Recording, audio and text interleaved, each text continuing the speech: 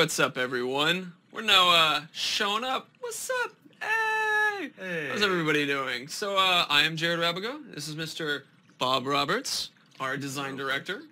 Hey, what's up, everybody? So we're gonna run into this really quick because first thing is we have E3 stuff to talk about. We have stuff related to the story trailer, and we also have a relatively set of kind of having you guys do votes and ask us questions regarding some certain game things, because I've seen around the community there are some more questions that are still out there. So please, that'll be the time to ask us that. And I realize I might have made me really loud, so let me know if that's the case. But before we get into all that, we have someone who's literally hiding behind a curtain. Before we reveal this wonderful gentleman, I'm going to move us into showing an important thing related to E3. What you guys see on screen is the E3 schedule that will have things related to Shadow of War, and we're going to have things related to the Shadow of War demos from our theater where we're doing live gameplay. So we have a variety of stuff, but I have that up on screen right now as a transition to bring in someone new. So, Tony, you're welcome to now come on screen. Cool.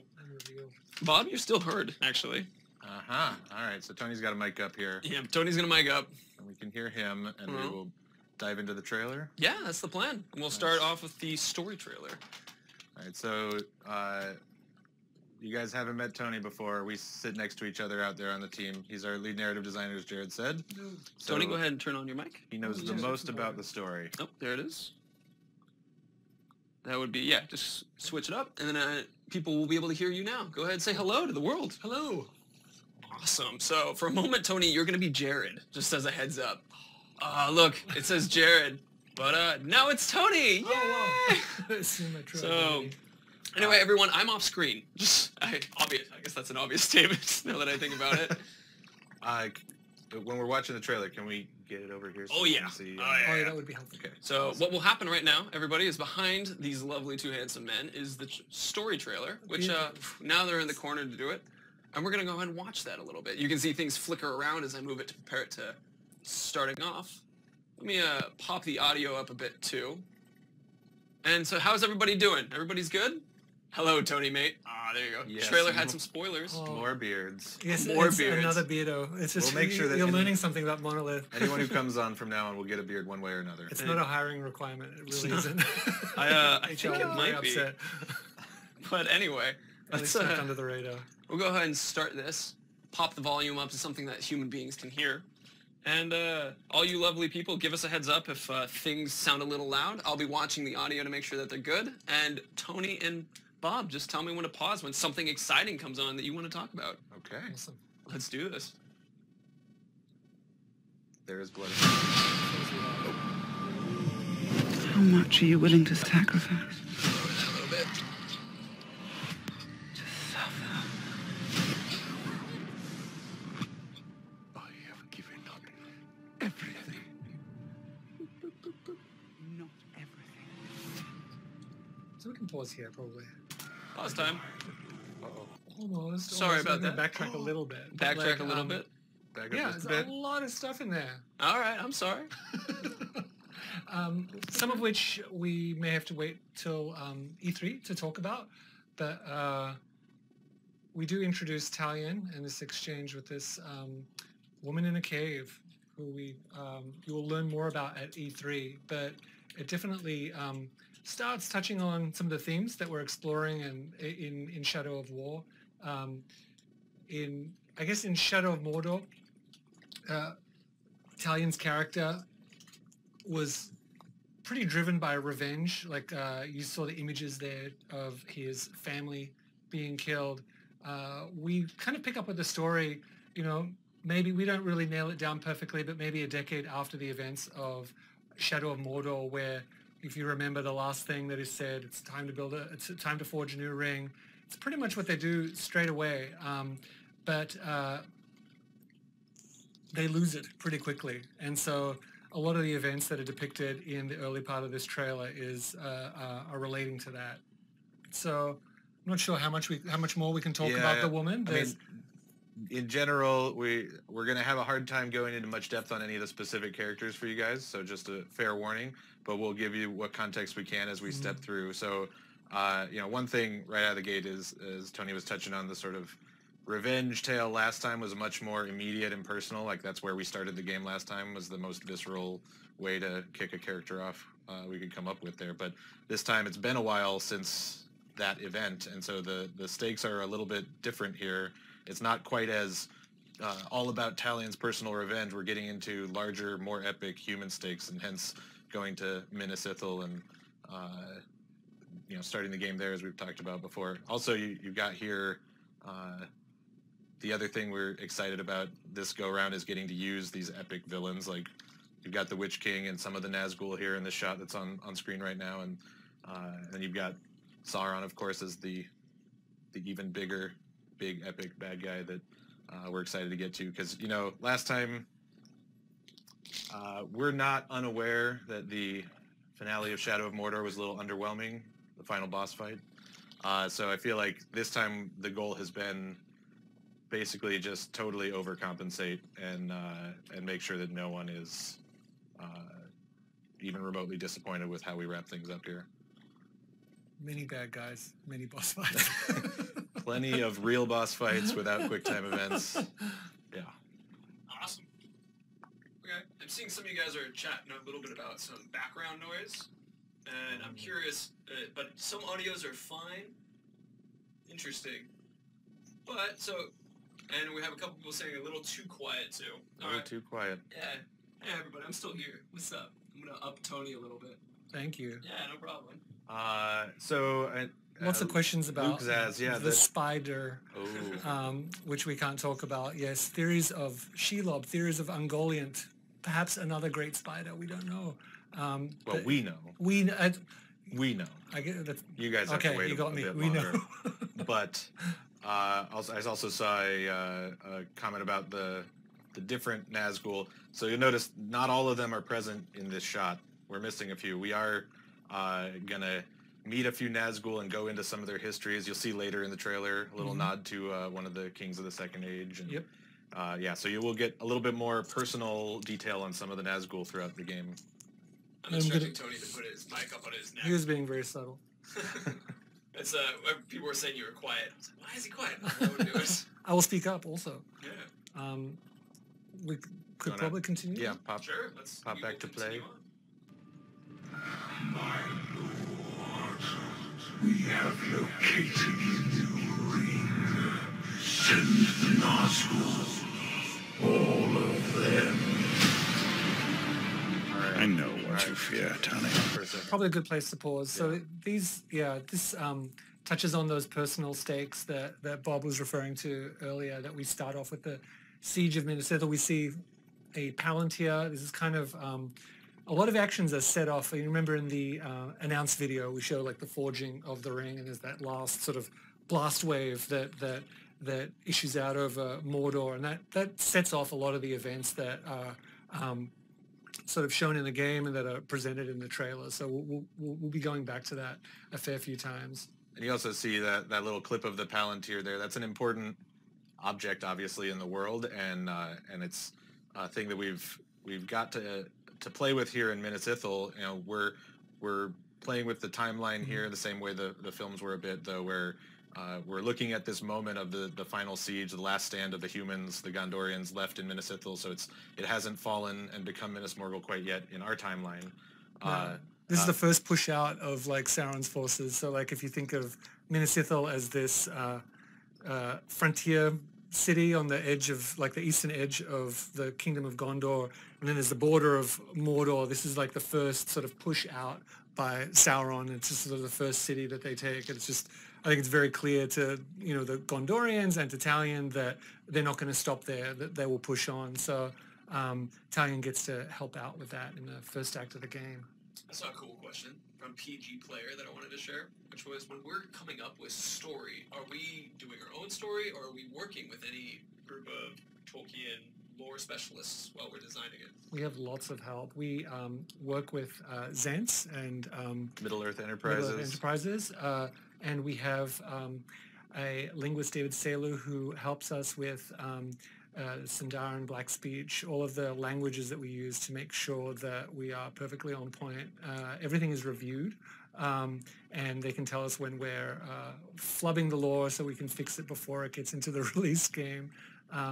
And things that and there are changes, like Bob was saying, that, you know, in the films the time is compressed in certain places, but it's done.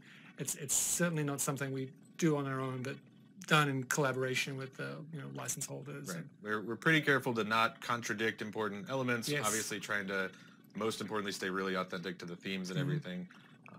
And for the most part, it's not going to rub up against anything that's already been established. But we do like to try and add some new ideas to the table and not just rehash what's been out there before. Yeah, I mean, I think for the most part, we try to work in that sort of negative space between these big events that are depicted, you know, in The Hobbit and in the beginning of The Lord of the Rings. We're about sort of, you know, 50, 60 years before the beginning of The Lord of the Rings.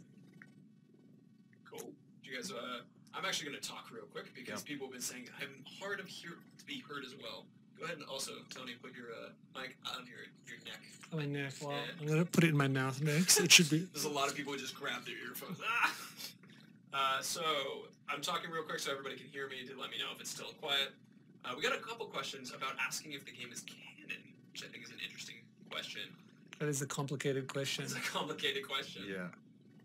It's probably something we shouldn't spend much time on here, as there's more weird ins and outs that are uninteresting about the technicalities of that. But, you know, honestly, if you're going to play the game and enjoy it, and if you like the movies or the books or whatever, you can, it's not, like I said, it's not going to contradict anything, so you can decide sort of for yourself whether you're going to accept it into your heart. Yeah, and I think I would say that there are a lot of things that may seem, you know, canon breaking in the trailer, but you might find that they actually do fit into the canon once you see them in context with the greater story. So, awesome. So, all right, let's go ahead and continue on with what we're doing. Move that out of the way. There we go. So I'll be working on my mic real quick. These two guys are the main ones who should be talking right now. So I'm going to not worry about that for a little bit. And then when I'm back on, I'll fix it. Shall we continue? The ring can enslave the minds of men. So we can pause there. Like, that was what we were referring to earlier. So we have multiple encounters with Nazgul through the course of the game, and that was one moment in which we get to delve into the backstories. And so we find how they were corrupted by the influence of the ring, by, you know, Sauron. You have him offering up, the bringer of gifts, this ring to this mortal man, and we learn this like through the course of the game with some of our key named Nazgul. Shall we continue? Sure. Purpose, no matter what the cost. I will not let them be slaughtered like my brothers at the Black Gate. Of course, yeah. So and that's, I think that moment is really important in the game. Like, so this is, you know, right before they get to Minas Ithil, they've learned that Minas Ithil is under siege, that Minas Ithil contains a Palantir. Palantir is a, you know, very powerful artifact that they could use to sort of, you know, shift the tide of war, but also which Sauron could use. You know, he could use it to help him militarily, but he could also use it to find the One Ring. You know, everyone knows that, well, at least Sauron and the Nazgul know that the One Ring, the New Ring. The New Ring has been created. They don't know where it is, and it's certainly something that he'd love to get his hands on. And we have this kind of, just, I guess it's a good moment that shows the sort of evolution in the relationship between Talion and Celebrimbor. You find Celebrimbor, who is, you know, completely obsessed with the strategy of, you know, winning this war. He's done this before. He's been fighting Sauron. He's been, you know, building armies for thousands of years. It's all about the Palantir. And Talion, who is connected enough still to his humanity that it's really about the people. This is reminiscent of, you know, events that he's been through. It's like, I will not let my brothers die like the, you know, like his brother at the Black Gate. Yeah, you saw that rift start late in Shadow of Mordor when they have some conflicts about as they gain the power to start dominating their enemies, and Talion seems really hesitant and uncomfortable with this, and you've got your conflict when they go to fight the tower. You know, that moment of I thought you wanted revenge. They start getting at each other's throats a bit in Shadow of Mordor, but you know, we're picking up with this relationship that's already grown quite a bit in the last game. But like you said, it's the difference between this epic, you know, grand thousands of year scale elf life and this human life that is so much more immediate and grounded to and I think like when Talion, you know, Talion gets to sort of forge an army of orcs, but he also gets to fight alongside Gondorians in Minas Ithil, and it's a sort of I think it's you know, he feels his connection to them, connection to this sort of lost humanity, this humanity that he doesn't want to let go of. He's been, but you know, Celebrimbor's been dead for a lot longer, so he's just a cold bastard now. So like, he has no sympathy for the humans. They are small fry. So here's a fun question that I don't know if we can answer, which is, what does the New Rings inscription say? The New Rings inscription. Yeah. Let's keep that secret for now. Okay. Secret. I know I've seen a lot of people speculating on trying to figure out if anyone can decode it on YouTube videos. We'll see what the community can do with that. All right. Shall we continue? Yeah. We need to build our army.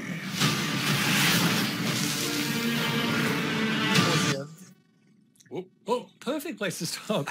So yes, Talion builds many armies. Like the primary army that I think you've mostly spoken to on previous streams is the, you know, using the power of the New Ring, the power of domination to forge an army of orcs. But necromancy is also a thing in the game, and these are Gondorians. These are dead, undead Gondorians that Talion is able to enlist in his service at a certain point. Yeah, so you've got a bunch of people are asking about, you know, the New Ring and what powers does that give, and I think one important evolution is, like, last time you didn't have the ring, you did still brand these guys and make them yours, but it was a pretty crude process, and you sort of wiped their mind in the process, and they became these sort of voiceless zombies that lost their personality. And this time, with the ring, part of it is that extra subtlety and power that you can keep these guys more intact, so the orcs that you're dominating get to retain their personalities, which obviously is fun for the relationship building side of having followers. But of course, escalating to this Aragorn-style Army of the Dead potential here, where you've got the classic Return of the King moment. Right, exactly. Yeah. Shall we continue? All right. This is just a beginning.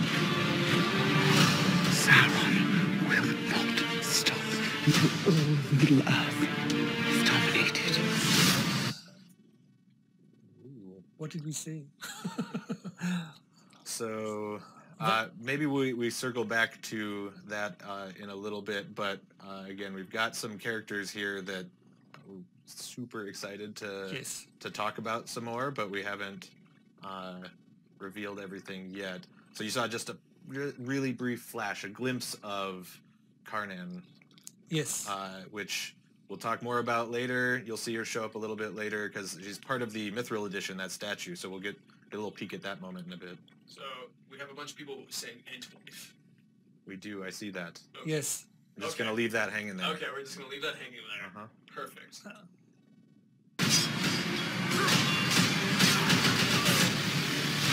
We do not serve the Dark Lord! We will take this land for... There you go.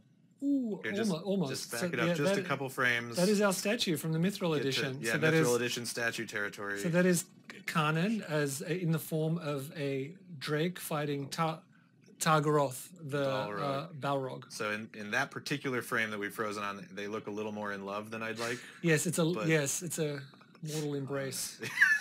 But there you go. This is the moment that the statue will be from. So let's just This land for our own! You fight for Mordor! You fight for the Bright Lord!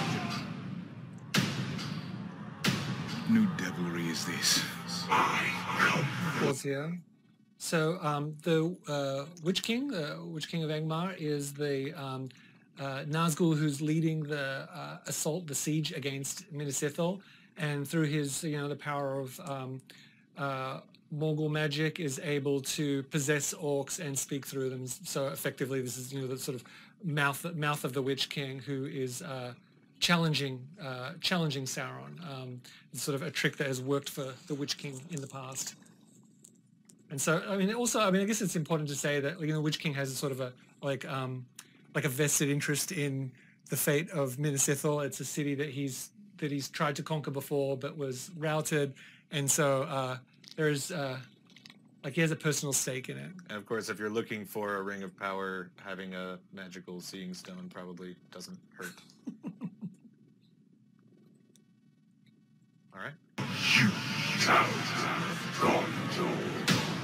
Try not to kill him too quickly. New ring. Our ring. Is not marred with his shadow. It is perfect. Stop there. Pause here. Okay, so first of all, I see, what is that? Bane of Isildur. No, it's not a new voice actor. That's Alistair Duncan again as Celebrimbor. Yeah. Troy is Talion. Alistair is still Celebrimbor. Same main character. Yes. Yeah. So you heard Celebrimbor. You heard Alistair as Celebrimbor there, actually specifically hitting on a point that is important. The way he thinks about this new ring that they forged and what differentiates it from the rings he forged with Sauron way back when. Yeah, this is nothing like those shitty rings. This Right. is a pure ring. It's pure. Nothing bad can happen from this ring. Nothing bad could possibly happen. It totally won't corrupt you. There's no chance. But as we learn through the course of the game, where we see these Nazgul putting on rings of power, only bad things happen when you put on rings of power. That should be. If you learn anything from this game, I think that's the takeaway. Oh, right. Oh yes. So this is another one of those moments where you'll learn some more about this fine lady on screen right now soon. We won't say much more about her at the moment, but we're pretty excited about her. We've been thinking a lot about her lately because she's also, been announced as part of the DLC that we're going to start working on once we finish this game. So we've been thinking about what that looks like a lot lately. It's fun. She's going to be awesome. Is she using a ring? Can we say that she is not using a ring? Just said it. But can we say what she is using? Probably not. Let's wait. Okay. And just leave it there for her. Okay. Shall we continue? Yes. Strong men corrupted by these rings. Do not become one of them. When the time comes, I will do what is needed. Submit to your destiny. That's an important point. So you see, like, you probably saw an earlier moment in which, like, Talion and Celebrimbor in the form of the Bright Lord is dominating an orc, and you see the Witch King now assuming a similar posture. And so this is kind of, again, hits on the themes of the game, in which, you know, how far do you have to go to defeat evil? To, like, is there a line that you don't cross? And I think there are many points in the game with Talion where it's just, he finds himself like, not going to go there. I'm so not going to go there, and finds himself having to go there. I think there's like a lot of reluctance to forge. Yeah, very Boromir. There's a lot of reluctance to forging the ring, but you know, it's Sauron. You need to forge a ring. This, how else are you going to defeat him? But there are other mechanics, and I think you've probably spoken about.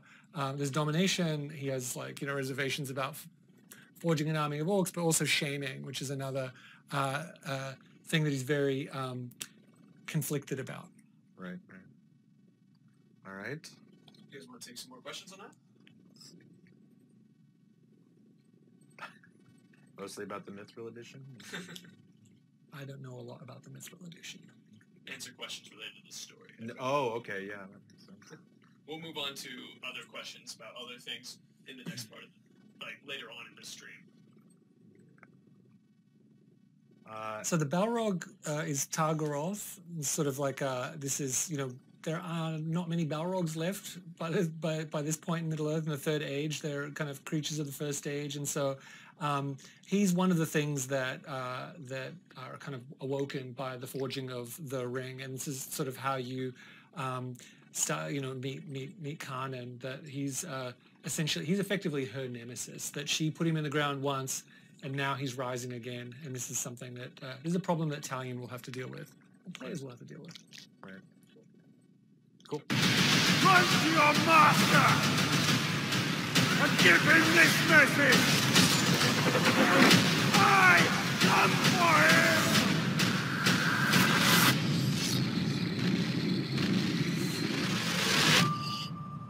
Scary. I come for him. Heard that a lot right after we released the story trailer. Yeah. Yeah, lots of descriptions of everything that's happening in people's pants. Like it's the go-to now.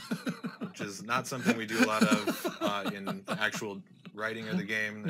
That's not a big factor in Lord of the Rings storytelling. Of course, you also see that final shot with the fiery Balrog in the ice.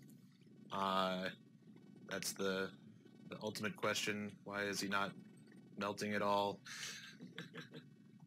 Who knows what will happen? Who knows why, but it's pretty A Balrog on a frozen lake. Who knows what could happen? Cool. So, with that, do you want to take a couple more questions and then Sure. I can jump back on? So, who wrote the immortal words, "We bring war"? Oh, it's this guy.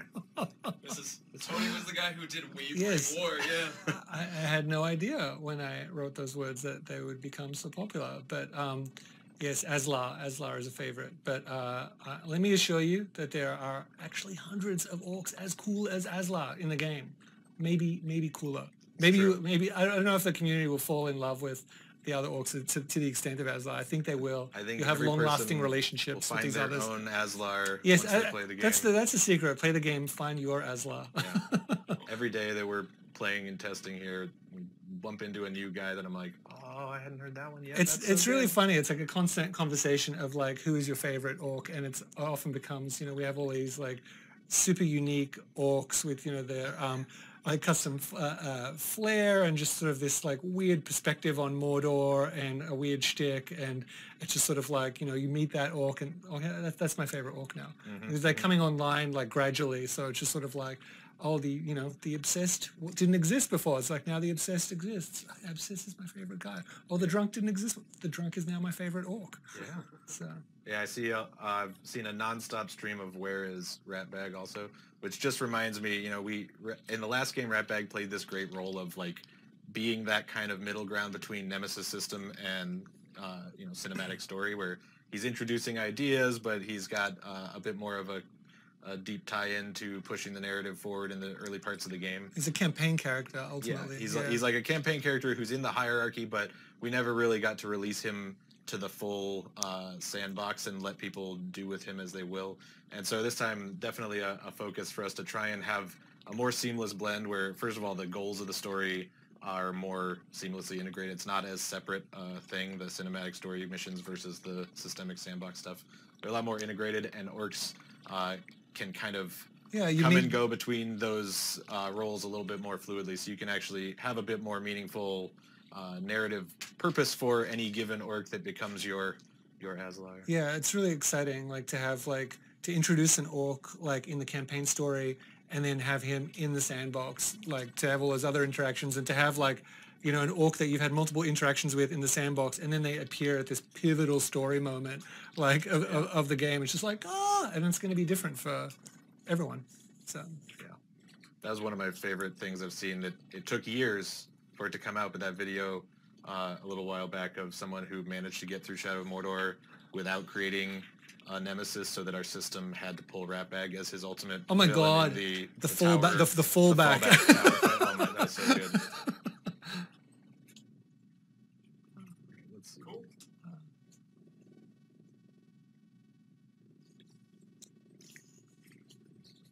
Looking through questions here, see if there's anything we can answer. Conquering fortresses outside the story.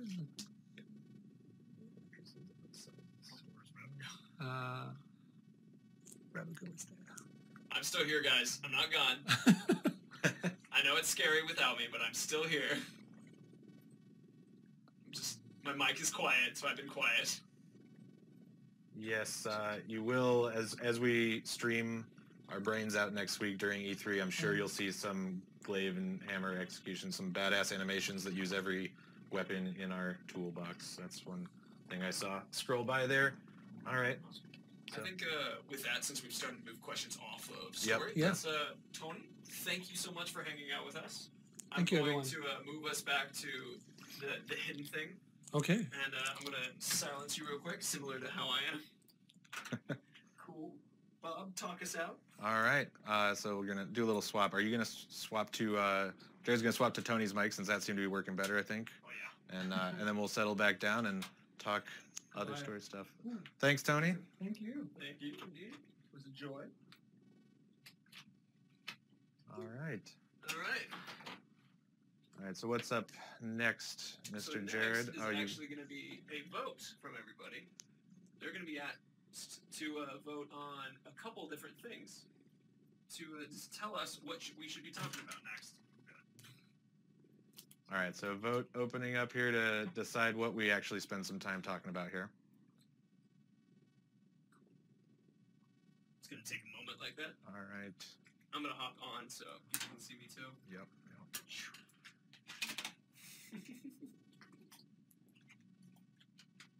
All right, so actually, can you make people fill in on what's going down with our upcoming E3 live stream, like what this schedule is, which is up here. Right. So the thing I know the most about is the live gameplay demos that we're streaming. So we're every half an hour or so throughout the event, kind of running your good old fashioned gauntlet of E3 stage demos. Doing some Fortress Assaults and Alien and FMA will be going through that over and over. And so you've got Who's FMA? I know who FMA is, but I'm saying yes. they don't know who FMA You're is. right. Not everybody is familiar with FMA. Am I allowed to swear here? Is that not okay? Is that okay? You are allowed to swear here. I think people are totally cool with that. Great. But I think we should have you on screen so people know exactly who's swearing when this is happening.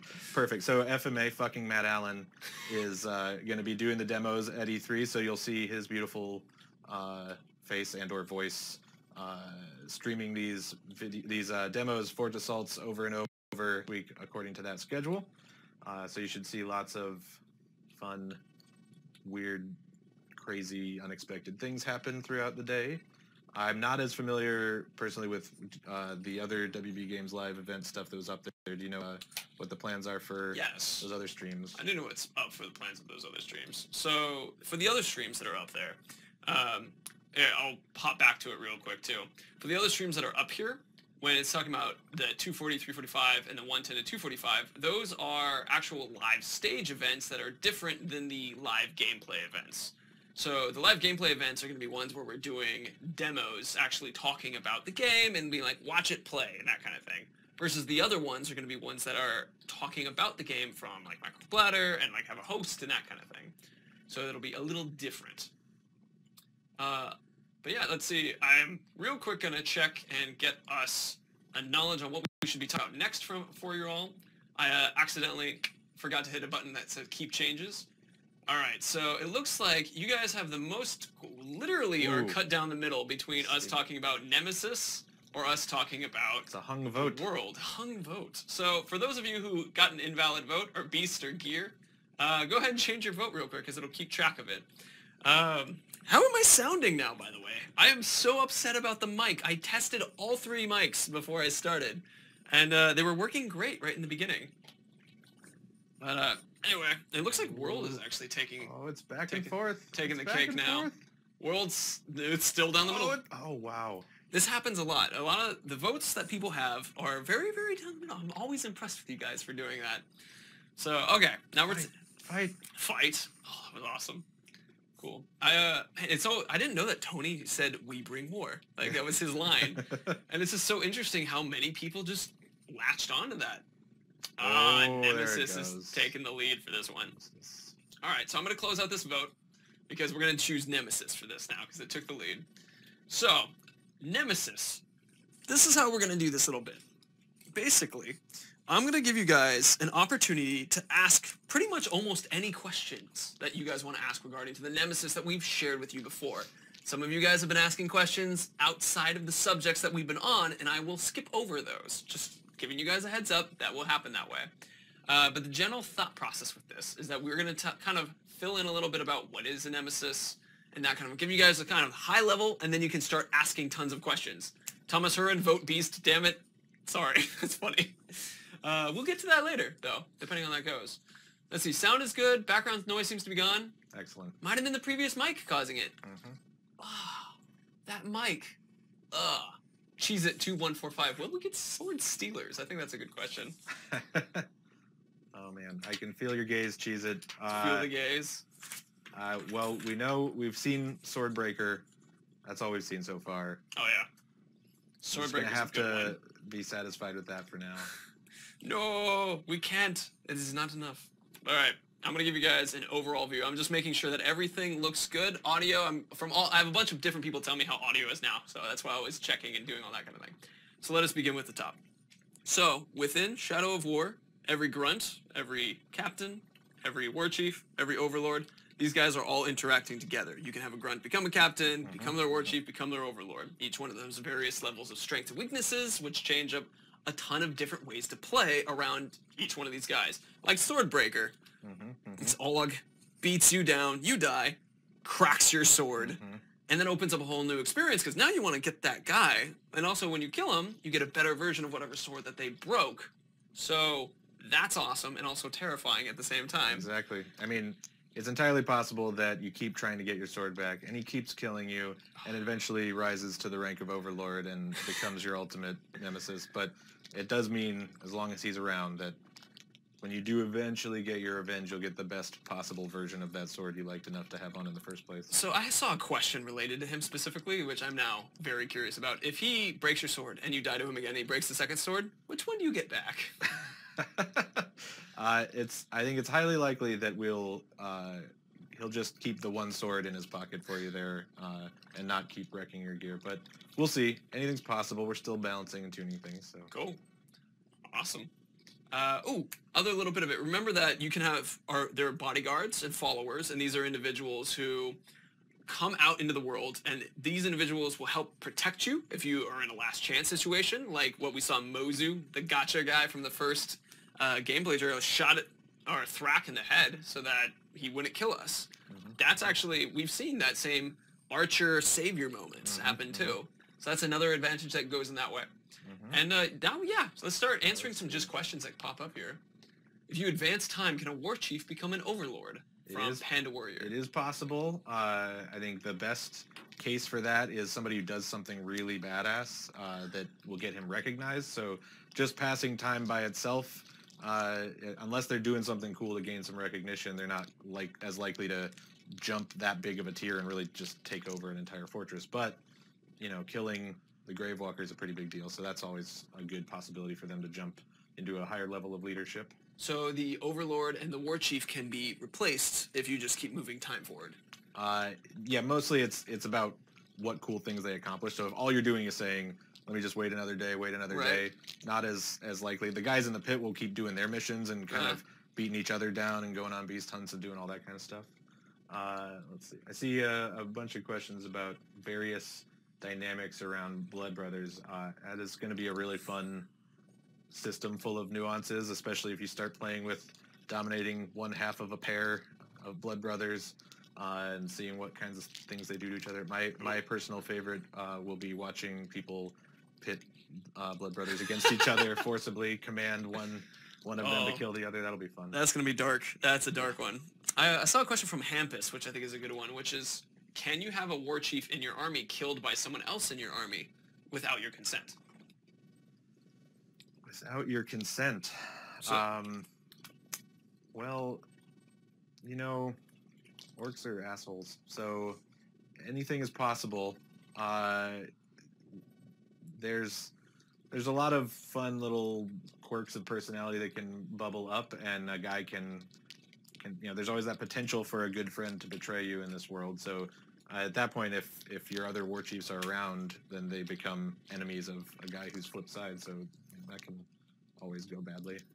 You guys see an embarrassed face from me real quick. I grabbed the wrong keyboard for the wrong computer, and I had a mini panic moment as I was trying to type things. And now there's just a bunch of there's just a bunch of comments in our Twitch now of just me being like, Beast, try again, Beast. each time as I'm setting up the next vote. We can take a couple more questions as we're going through. I'm just preparing the next vote for more conversation. Let's see. Ooh. I like this one from Real Wardum. What is the most weirdest unconventional orc weapon? The weirdest unconventional orc weapon. That's a fun one. That's interesting. I know this is a polarizing one, but I always find the rat on the end of the poker to be a fun one. I've never seen that one. The rat at the end of a poker. That is awesome. Does he have a special name that goes with that guy or anything like that? It's entirely possible. We'll see what Spiffy does with that. Ooh. So, it's Spiffy. He's in charge. Spiffy is people love Spiffy. I've been seeing them as a request for him to be on stream at one point too. Could be good. Let's see. Do we have to die against an orc captain and again to get a nemesis? Oh, interesting. For Prashu1616. So how would a nemesis sort of show up? I guess is his question. Well, there's that's a bit of a personal question. What bothers you? What pisses you off? So our the lead designer who is entirely focused on the Nemesis system, Ogi, he has this sort of habit of watching playtests or listening to people come up, throughout development, people come up to your desk and say, hey, this thing just happened to me. It was horrible. I hate it. Yeah. What the hell's wrong with you guys? Can we change the design? And usually if it's about an orc, about a captain behavior or something like that, Hoagie will just say do you hate him now? And if they hate him now, then he's like, good. It's good design. So, there's a lot of weird ways that people can really get under your skin and make a nemesis out of themselves there. And there's more ways this game that they can undermine you, since we have a lot more to the game with managing followers and the relationships there. So, I got 2 questions that I liked. Digit lag, can a Graug get promoted? No. Nor can a Karagor, nor can a Drake. Right. Bikini Bodhi had a question, which was, there was a video that's going around that I'll mention to these guys too, of me saying that's fantastic, it's awesome, or gotcha, repeated over and over after all these different times. He's asking if you saw that video.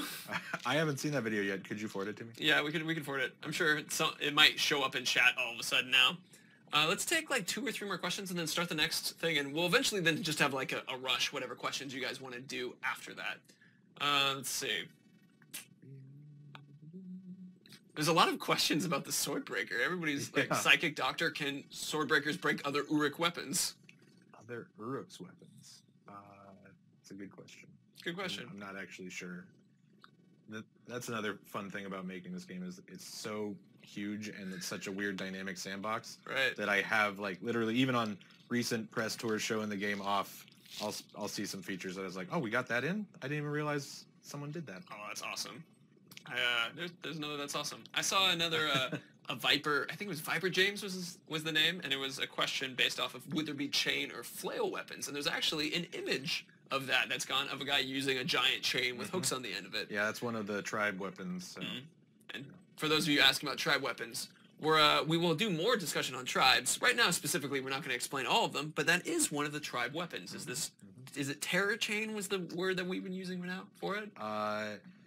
Right, yeah, the terror chain that chains. Does the big kind of whipping around those hooks. Yeah. Here's a great question for Panda Warrior. Can Talion acquire scars? That's a fun one. That's a tricky one. I'm gonna have to move past that. Ooh, what a fun one. Let's see. So let's take one more question, and I'll let you pick this one out. All right, let's see. Can you find war chiefs in the open world? So, similar to last time, the war chiefs are leading. They're the ones stocking the fort, bringing the big upgrades. Right. The overlord is in charge of the overall fort above them, but they are manning the big, the siege weapons that you see, those big Graugs launching stuff, or the spouts on the walls. Those are upgrades to the forts that the war chiefs bring. So if you want to disable those, you go and take out a war chief in a similar way. You got to draw him out first. He's hiding out in the fort usually.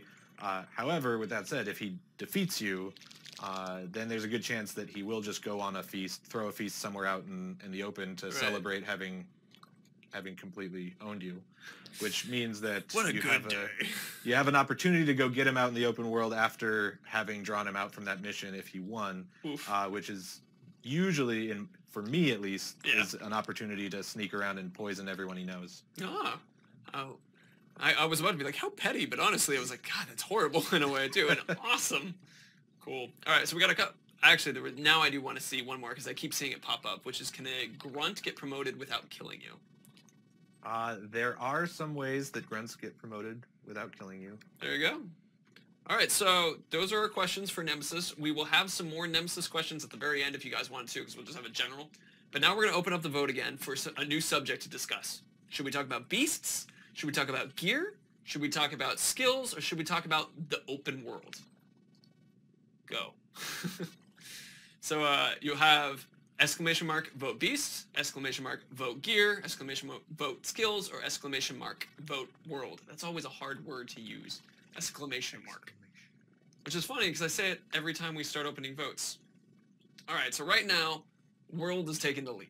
So now, just to give you guys an idea of what world would be, is that basically we've seen a lot of people asking questions about like, what do you do in the game? And so I wanted to give kind of a list of like a huge amount of stuff that you do, and then we can talk a little bit about Fortress Assaults if you have questions. Sure. Works out that way. Basically, it's world. It's yep. world. It's going to be world. It's world. World it is for all y'all. All right, so I'm going to wait a little bit more just so that you guys can have your votes counted, because it's always funny to see invalid vote grow, because I see you guys go like, vote Aslar, vote Mr. J, vote Jared, or vote Bobberts. Also, a lot of people talked about your shirt in the beginning. The Suffer Me Now. Oh yeah, it's a good one. Yeah, that's one of my favorite. So you guys little don't swag just shirts. like just pure midnight, not for you. Fine, let it slide. All right, it looks like open world's the one. So we're gonna close the poll for now, and so this is how we're gonna talk about this. Vote gotcha, nice. So open world is basically let's start with the first thing. What do you do in Shadow of War? Well, there's the main story. It's big. More expensive. We just talked a bunch about it and how much we cared about making it better this time. I mean, it's something that's going to be just, it's huge. And I mean, we've thrown around hours and stuff like that. We've said like the game will be like about 3 times longer than it took to beat Shadow of Mordor. About. Yeah, obviously with a giant open world game, really the bigger it gets to, the more divergent the experience has become with how people decide to spend their time. Someone just gets gear the entire time, and it's like, all right, 30 hours, and I guess I'll start the story. Like, someone tries to capture every single line of dialogue that you get after a captain gets killed by ghouls, for example. That's gonna be a fun one. So there's that. Main story is a big one. Related to that, but also unrelated to that, are the side missions related to the side characters. We have side missions now that are unrelated to the main story, but they develop.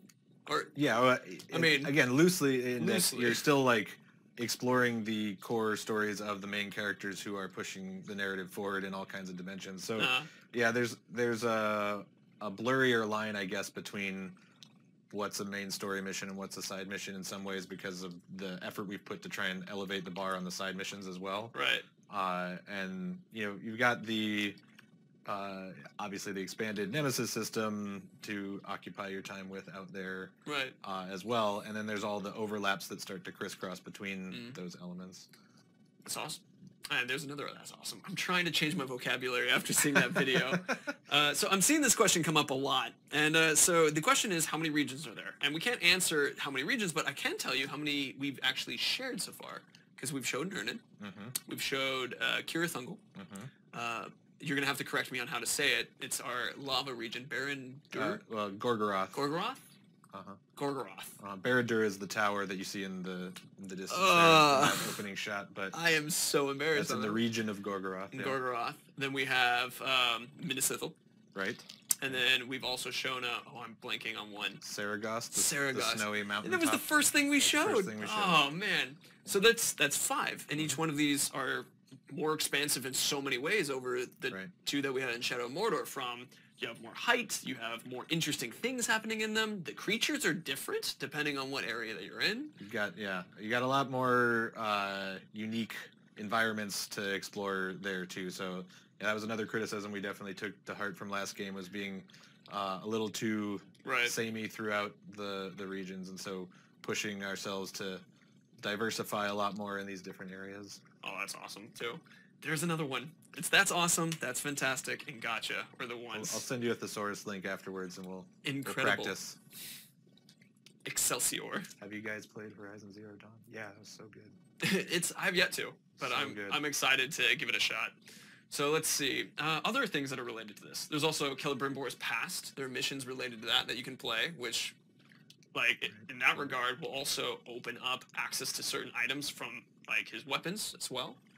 So that's really cool. Yeah. There's also collectibles.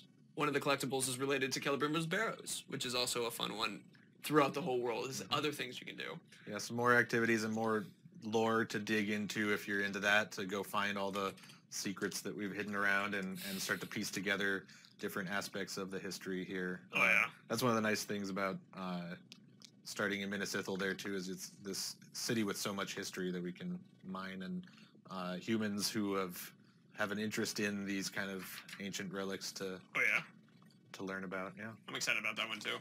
Because Minas Ithil is one of the places I've played a bunch of time in. You see something funny? Where is Ratbag in the world? Because we're talking about the world, so why not try and get us to keep talking about Ratbag? I mean, it's been a thing since Shadow of War was announced. Actually, Dave has asked that question every single time. Dave, we've seen you, man. I recognize you each time. It's almost like it's almost nice. It's like, oh, he's here. Thanks, Dave. Oh, which reminds me of a fun thing. There's a gentleman that I've been talking to online. His name is Josh, and he's, I believe, he's joining the military, and he's actually being shipped out right when Shadow of War is supposed to be coming out, and so he can't play the game. So if we can give I'm so sorry, Josh. That sucks, kind of. I guess, how would we do that? Sorry, high five. Please. Oh, virtual high. Sorry, buddy. Sorry, high five. Oh man, it's he had a request because he was like, "Hey man, is there any way I can like have any chance with?" I was like, "I have nothing I can give you. I'm so sorry." And he's like, "All right, well, shout out on stream." I'm like, "Shout out on stream." So, there we go. High five. There we go. Press F to pay respects. Everybody, please put an F in to pay respects. Oh man, you get that reference, I hope. Good man. Oh, of course. What am I saying? It's I think that's actually we should keep that. We should always use F to pay respects for anything. That's a good one. So with that, let's go ahead and ask it. Wow, this is beautiful. Seeing all the Fs to pay respects. Oh. Josh, this is for you, man. Everybody he's cares. he's not dead, but no. Yeah. Okay. But we're great. We're paying respect to him. Oh, even from Full Metal Viking. Nice to see you, dude. So as we are going through this, these are a lot of the things that you can do in the open world. We wanted to share this because fortresses are a part of the game. But that was, there's a huge amount of other things that exist that you can interact with. We've been getting a lot of those questions since all the first stuff we showed is Fort Assault, that, people are always curious, like, so is everything in the game a Fort Assault? Is that what, it's a Fort Assault game? Right. And those are some really epic moments. They're kind of the climax of the region when you build yourself up to that point where you can take over.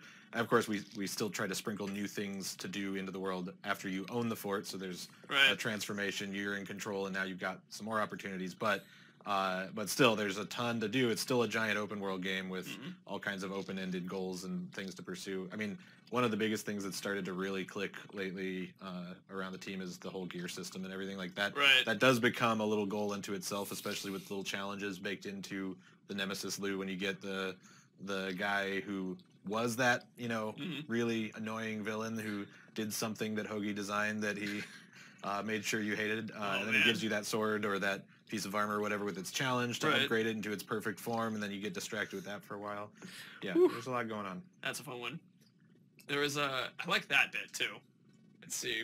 There was a question that I saw that was about how many fortresses there are. We haven't announced that yet.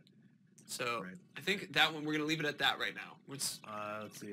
But you have to worry about your fortresses getting attacked all the time. Is it going to be annoying? It's not going to be annoying. We're going to tune it just right. Just right. Do it perfectly. I'm going to double up chat on both sides. We're having double chats, everybody. You guys exist on both sides of our screen right now. So let's see. Ooh, here's a couple questions, which was, I don't know if I should bring that one up. Can you find Nazgul in the open world? Find Nazgul in the open world. I'm gonna have to skip that. I have to skip that one? I have actually a question for Death Knight 126. Why are you wanting everybody to chant lore? Are you asking us to talk about lore? Or are you asking us, I'm curious about that one, because I saw a lot of lore was repeated. And I was just like, no. But here we go. Here's Kawaze Tomato. Do you have to defend your fort? So we have talked about the fact that once you own it, it's going to come under assault at some point. We haven't talked about the mechanic that drives that or the loop that drives that, but you know it'll happen. So you do want to try and optimize who you've got in charge and what their kind of synergies are. So that's something I'm genuinely pumped to dig into more once we get more info out there. But yeah. Oh, that'll be awesome. It's there's another one.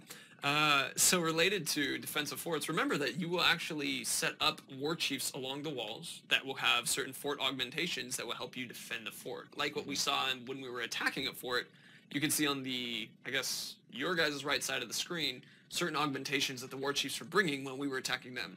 You set up your fort in a similar way where you choose what those defense upgrades should be. And then there's also... I said, Prashu, can we take a fortress without an army?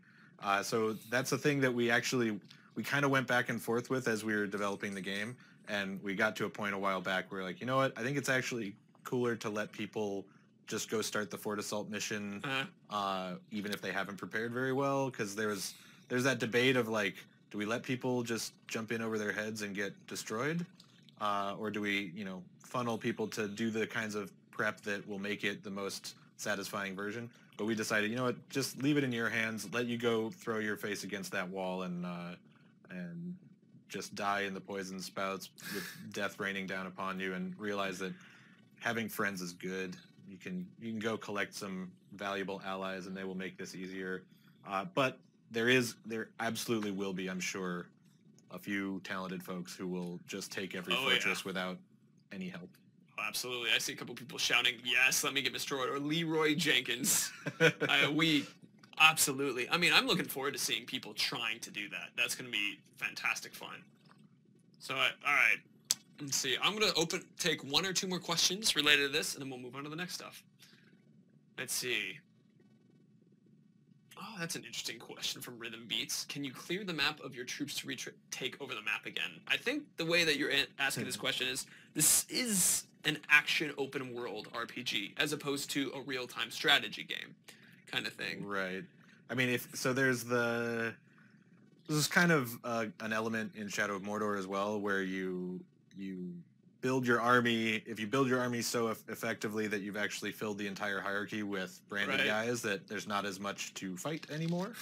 Of course, there's more you can make your orcs do this time around, so you can just have them all kill each other off and watch and just enjoy the sport for a while and clear up some space to let some enemies come filter in. But there will always be enemies trying to bash their way in and kill your guys off and take up positions as captains in the area. So Sauron is always assaulting you, kind of thing. So that's, if you will always feel like there's a challenge there.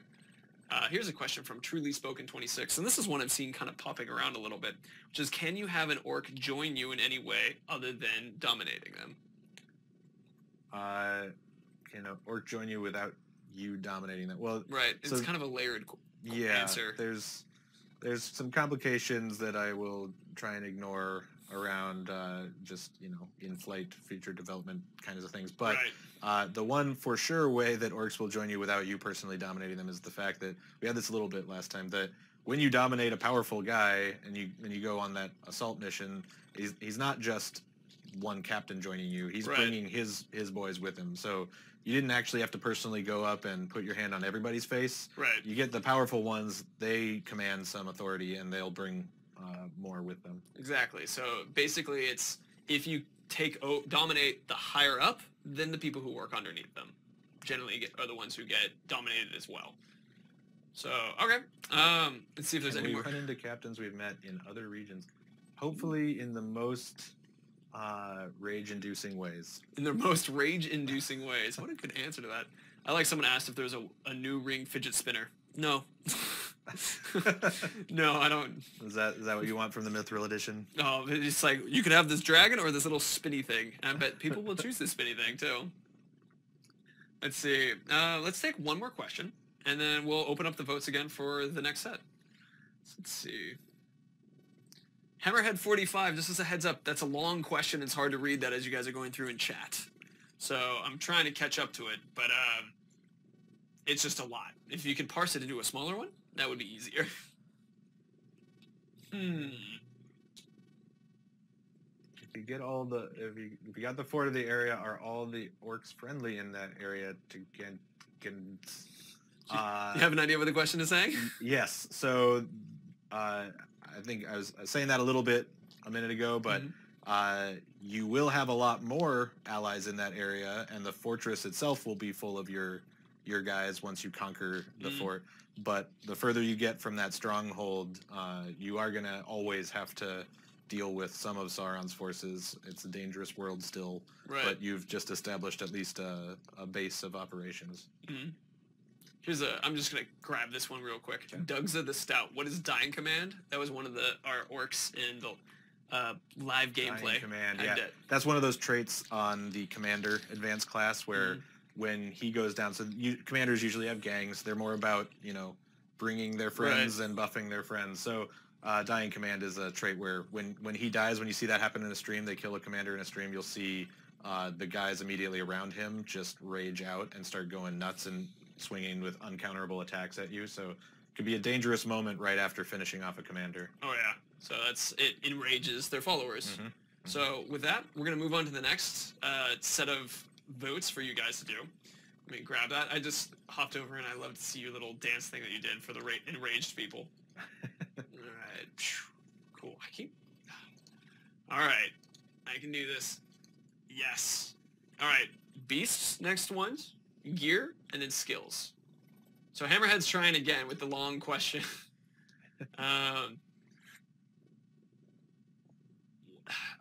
It looks like you're asking about the Overlord's speech. Why is Talion up there? And we've actually talked about that a little bit, related to that it was through the course of development, we found that we wanted the player to be at the top of the fortress at the end, and it made sense for Talion to do the speech at that point. He's trying to command this army. They have to bend to his will. He's got to be the guy in charge up there.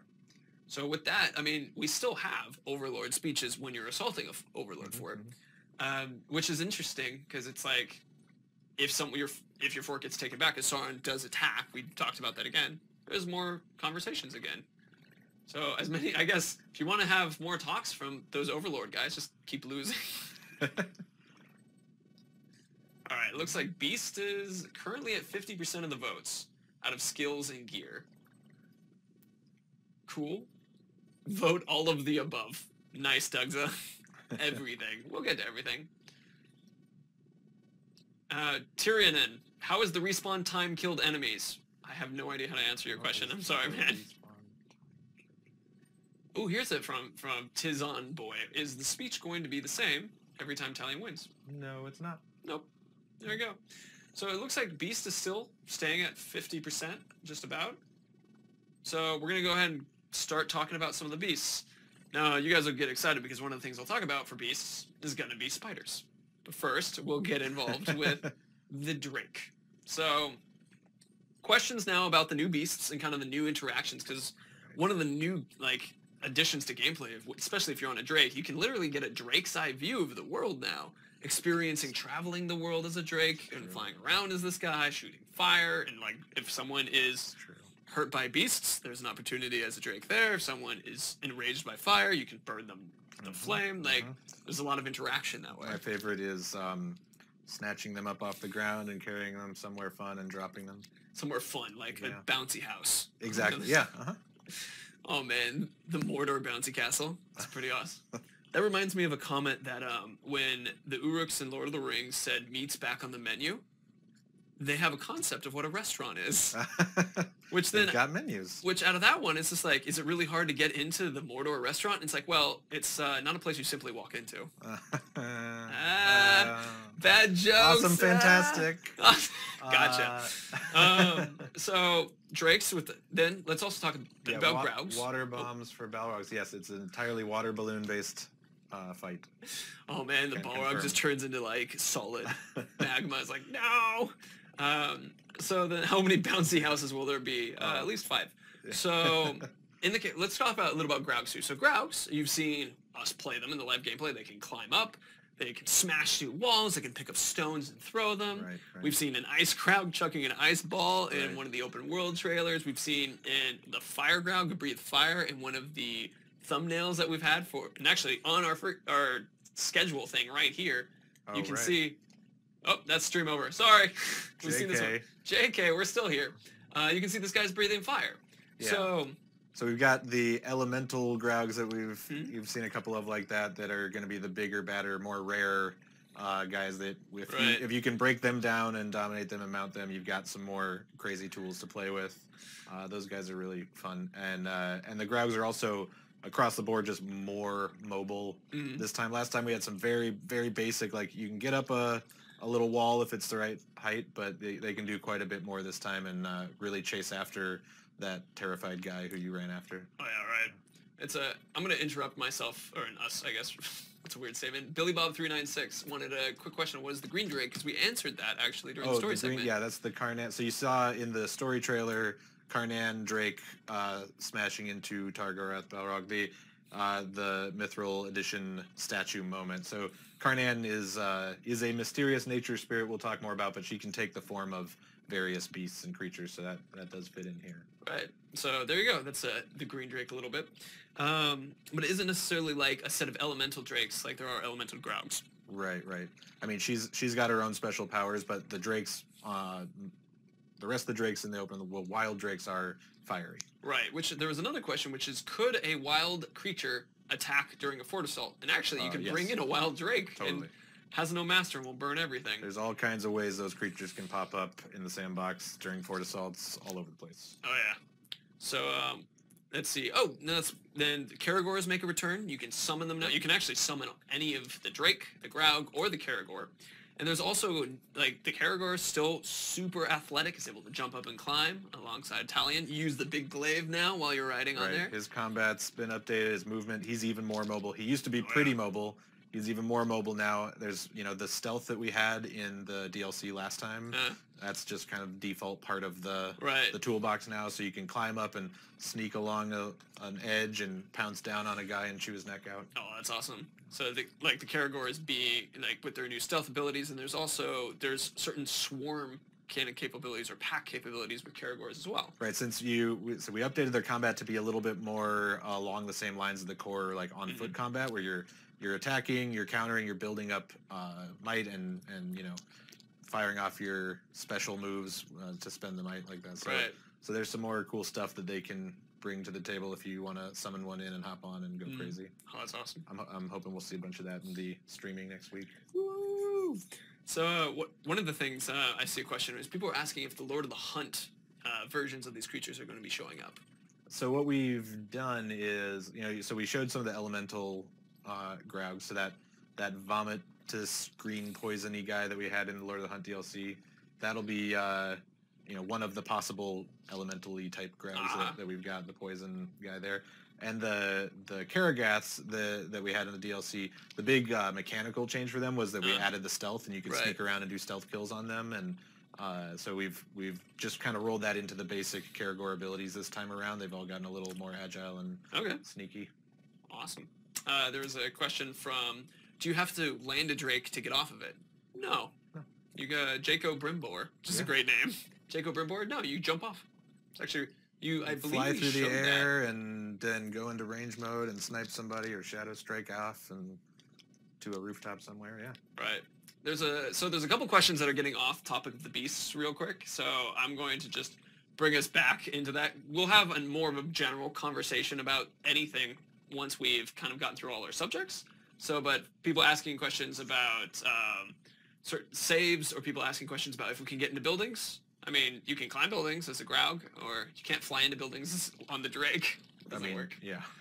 They're pretty good at avoiding things. The Mumakils or Oliphants, Timothy Oliphants, specifically in Deadwood.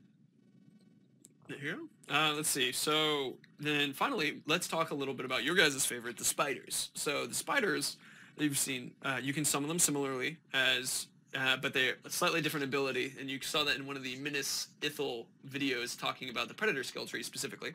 Right. And you can see the spiders that can exist. And these guys give you some more ways to play, being that they add poison, so when they can work with poison abilities, and then on top of that, people can be scared of spiders and go, oh no, and run away from these guys. And there's also that almost distraction, like I'm being covered in spiders moment that you can do with them as well. And so those guys really add an extra bit to it. And I've also seen Urix just stomp on them too, which is always a little bit of a no spooter moment. No rideable spiders, however. You can summon a swarm of spiders. There's a few ways to get spiders to show up. You can get quite a few going at a time. Oh yeah. I also saw passing by, it's gone now, so I don't see who asked it, but the, yes, you can summon drakes to fight alongside you. You don't have to be riding them. That is a pretty late game upgrade that you got to work towards. It's a big deal, but it is possible. It is possible. Oh, that's awesome. Yep. Cool. I keep saying that's awesome. There's also, I see, can you summon swarms of ghouls? There are a number of different ways to get ghouls into an area. So similarly to, again, we added that in the DLC, Lord of the Hunt DLC last time, the ghoul bait that you can kind of shoot like the Caragor bait last time. So there's going to be that kind of stuff around it. Different ways, different skill upgrades and things that can help add more tools to the toolbox of trying to get yourself surrounded by ghouls. Right. Come Shot 11. Great name. Can multiple drakes be in one siege? Yes. Yep. It's you can do that, especially if it's a feral tribe. They have drake bait that exists. Yeah, do a little Can I drain aerial dogfighting. Oh, that's awesome. Lieutenant Blaze, can I drain a spider just like rats? Yes. Ellie did that on a stream. She drained the spider when we were all watching because we were all talking about how cool it looked, and she killed it. Get a little health back. Yeah. Let's see. Can orcs hitch a ride with you when you're on a drake? Official Asian G. As Michael DePlatter said, that would be chaos. No. But Ooh, there's an addendum. you can make them hitch a ride with you by swooping down and carrying them away. Without their consent. Without their consent. There's no consensual buddy riding. That sounds terrifying in a way. Unless... Let's see. Unless... Alright, so this is unrelated to beasts, but because we're talking about riding, Ogbor the Plaguebringer. Can we ride Ologs?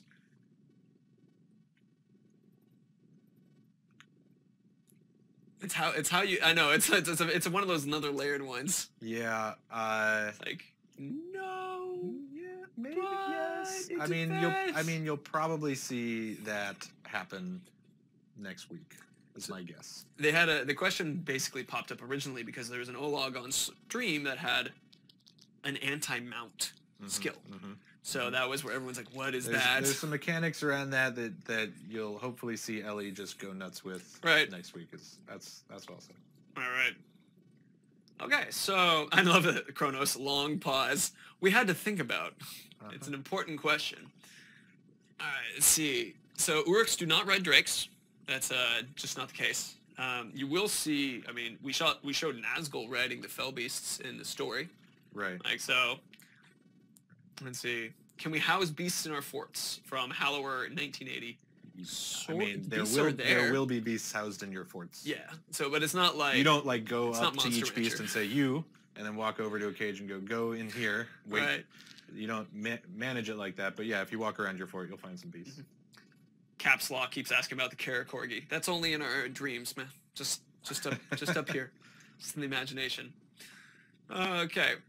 Let's see. I think we'll take one more question, and then we will move on to skills and gear as our next discussion. Okay. Will Sub-Zero be DLC? That's the question. Done. Sounds fun. Yeah, sure. Sub-Zero. Just have Mortal Kombat put Talion in, and then we'll put Sub-Zero in. It'll be great. Perfect. I mean, Celebrimbor can use ice. It's a thing. True. Yeah. All right. Let's see. Still more questions that are unrelated to beasts. We'll be skipping over them, specifically like Togenics. That's a question about the DLC. We're talking about beasts at the moment. So And just as a... Uruks and Ologs ride beasts. So I think you've probably seen some Caragor riding captains roaming around in the stream. So yeah, there's some mounting going on there. Graugs, however, they can be summoned in by an opponent, but they won't be ridden by an opponent. Let's see. How often can we encounter trained Caragors? Joint Warner 1, a lot. Yeah. Like, there will be lots of them in cages or being ridden and that kind of thing. Will Gollum play an important role? He is beastly, after all, from G. Mangalo. Good try. Good try.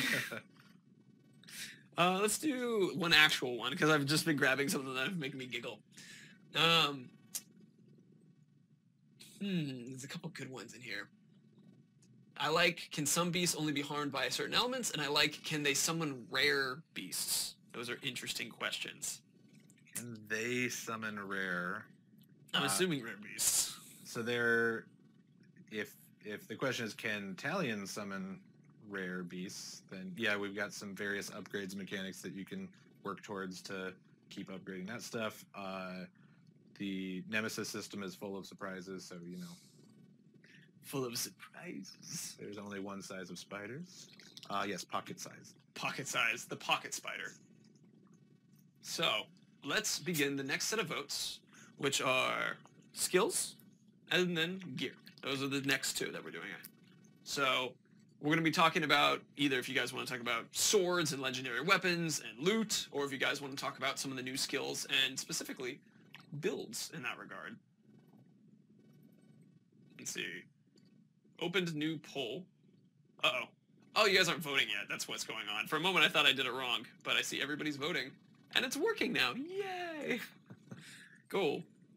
So, I'm going to reiterate this again at the end of the stream, but I wanted to, during as everybody's voting for this, do a quick chat a little bit about how E3 streaming is going to look.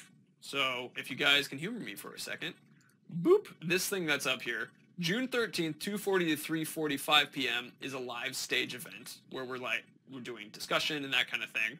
June 14th and 15th at 1:10, 2:45, same idea. And then the next lower part are streams that are going to be live gameplay streams. So those are ones that we will have up again. Also, when we do stream over, I'll pop that up there so it's just there so people can see that. And you guys can then, I'll be in chat on those days too and interacting and being involved, but you'll be seeing other people doing presentations, and it's going to be a lot of fun. Gear is winning at 47.4 versus skills at 44.9. You guys have been keeping it close.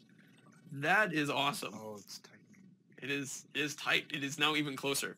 There is 8% of you, 9% of you, if I round it up. Just throwing your vote away. Just throwing your vote away as an invalid vote. There's 10% of you now throwing it away as invalid. So I saw a question, from Gilgalad888, will there be VODs for the streams? Yes, there will be VODs from these streams. So that is true. Let's see. Skills is now winning. You guys are making this difficult on us. Hi, Montreal QA. Hi. Montreal QA, hey, what's up? Will those streams be on Twitch or WB Games? Awesome Ghost 58. It will be. We will have them on our Monolith Live, so you can come here and watch Shadow of War on the WB stuff, as well as from our studio stuff, our presentations. And you guys are going back and forth. Gear, skill. So what I'm going to do is I'm going to wait some seconds. 11 higher votes than valid now too. That's really funny. Whenever it says added one or more votes to the poll, that's it keeping track of the fact that they're invalid votes. Can spiders run and blow up other Uruks? Are they Doug's of the Scout? Are they carrying explosives? I'm just gonna choose gear because it's winning most of the time. Gear it is. All right. We're gonna talk about gear. All right. Alrighty then. So let's talk a little bit about the gears, and I'm gonna finish because we actually will talk a little bit about spiders and explosions for the skills, which now probably would have shifted the vote if I announced that earlier. So gear. So with gear, the way that I want to remind everybody, is there's common gear, rare gear, epic gear, and legendary. Gear is generally happens when, so you kill a captain, and depending on your level, you'll get a certain amount of gear from that, or a certain level of gear from that. Right. And then depending on if you, let's say the guy was scared of fire and you burned them, you will have an increased potential chance of getting like a fire sword or fire protection or something on armor. And let's see, how does Jared get away with being such a sexy beast? I see my name, and that was my response. Awesome Ghost, thank you. I need to focus for a second, though. 1 second. Where was I?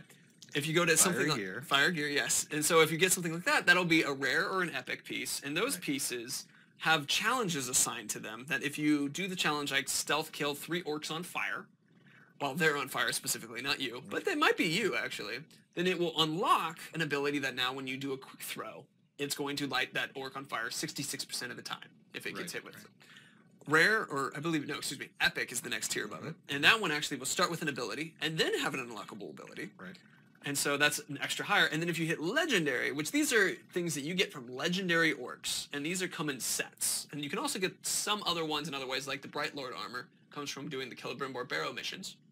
And but these actual gears that come from this gear that comes from here, you have an ability to upgrade them throughout your entire play. So if, you know, the ability was like dominate a level 20 orc, it will make sure all the gear moves up to level 20 when it's time to do that. This is really important because, you know, we watch, we iterate on the UI, we watch people in play tests have that moment of like, oh, this looks like it's lower level than the epic piece I just got, and then they sell it. But actually, you want, even when you start to outclass it in the moment, you might want to keep it around because at some point you'll be able to upgrade the legendaries to a much higher tier. Right. The legendaries can actually grow with you throughout the game. So you'll go through stretches where you want to mine other rares and epics to keep pushing through some of those mid levels, but you'll hit these thresholds where you'll want to now bring your legendary gear up to snuff and it'll become your best gear again, so that when you finally level cap and kind of max everything out, you can bring that legendary gear to its top value, and they become you know, legitimate sets that you can toggle between depending on what you're trying to accomplish or your play style. Cool. So there was related to that, there was a question that was, what kind of challenges would we see on gear? And then there was another question that I unfortunately missed that I thought was a good one, which was which is how does the gear come out if it's legendary and it's a random drop? And the answer to that question is that if you kill a feral legendary orc, he will drop a legendary one of the feral set set. pieces. Yeah. So there's some particular mappings of where you're going to have to look to hunt down the specific legendary pieces, but there is some randomization there. So there's some set properties that are for sure guaranteed on each piece in those legendary sets, but then there's a couple of extra properties on each legendary piece that'll get randomly rolled depending on who that orc was that you killed to get it. Right. So there's still some variation, and if you find the same, you know, if you find a feral sword that's legendary multiple times, and you're playing forever and you're collecting multiple sets of these things, but actually each one of those potentially does have a few nuances that are a little bit different, and you can kind of min-max around certain things if you're really trying to tweak the system. Awesome. It's I keep second guessing myself. Incredible. There we go. New word. Oh man. Then the other question, which was, what kind of examples of challenges would exist? Well, there was that stealth kill one. Right. Yeah. There's tons. I just went through the list with the designer who's hooking those up a couple days ago, and tried to make sure that so many. Yeah, that everything was mapped really nicely to what the properties are and what the Nemesis traits are and all that stuff. Right. And it reminded me just how much diversity there is in the game, because it's basically pushing you to these. They're kind of bite-sized little challenges. They're not going to be things that take hours to accomplish. Right. They're going to be things that you just want to pop that on, keep it in mind, and like engineer a situation, and now you can upgrade your gear. Right. So the goal is to kind of highlight all sorts of different aspects of the mechanics of the game. And so if you're into that kind of thing, you'll probably naturally do it, but we might push you to like explore that mechanic a little deeper with these challenges to then forge it into the perfect form that really highlights that mechanic. That's awesome too. Incredible. Damn it. So I saw two questions. One, which I thought was an interesting one, which was, how does gear affect your stats in that kind of way? And then another one, which I want to answer real quickly, which is, what is the darkest armor we can get? Probably Dark Tribe armor, which I thought was amazingly on the nose. Another important factor, though, is that the armor, the visuals of the armor is also influenced by the randomized Nemesis traits and stuff. Right. So it's not necessarily just the Dark Tribe armor. It's actually, if you find a guy who himself is really dark, then there's a influence on what the color and the look of the armor is that comes out of him. So if you're farming guys who have certain tints going on them, then you're more likely to get that kind of tint, and can kind of depend on those. So you could try to be like all factors. red, or you could come up with your own color picks. Right. Cool. Now I love this question. Will there be any potatoes? Asking for my buddy Sam. Chem the Arcane. Well said. Well done. So then I saw a question which was how many sets, legendary sets there were. And so there's one legendary set for every tribe. And then there's the Bright Lord, and then I believe there's one more that we have that we can't talk about yet. Yeah. It's, I think that's, and there might be two more. There might be like, but at least the number of tribes there are. So let's see. For each tribe plus some.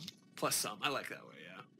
Did you just confirm fashion armor for the true late game? Ninja's fashion war? We need to go fashion Talion. We have to come up with some way to do it. Fashion souls is a good thing, so I could see it. Oh, here's from Kabrum01. So this is a question I've seen come up a bit, which is headwear for Talion. It depends. So cloaks that Talion wear will sometimes have some form of headwear related to it. So it kind of depends on the cloak that you're actually having at that time. So it's not like you can be like, I want that helmet. It's more like, I'm wearing this cloak that comes with this certain headset. Right. Exactly.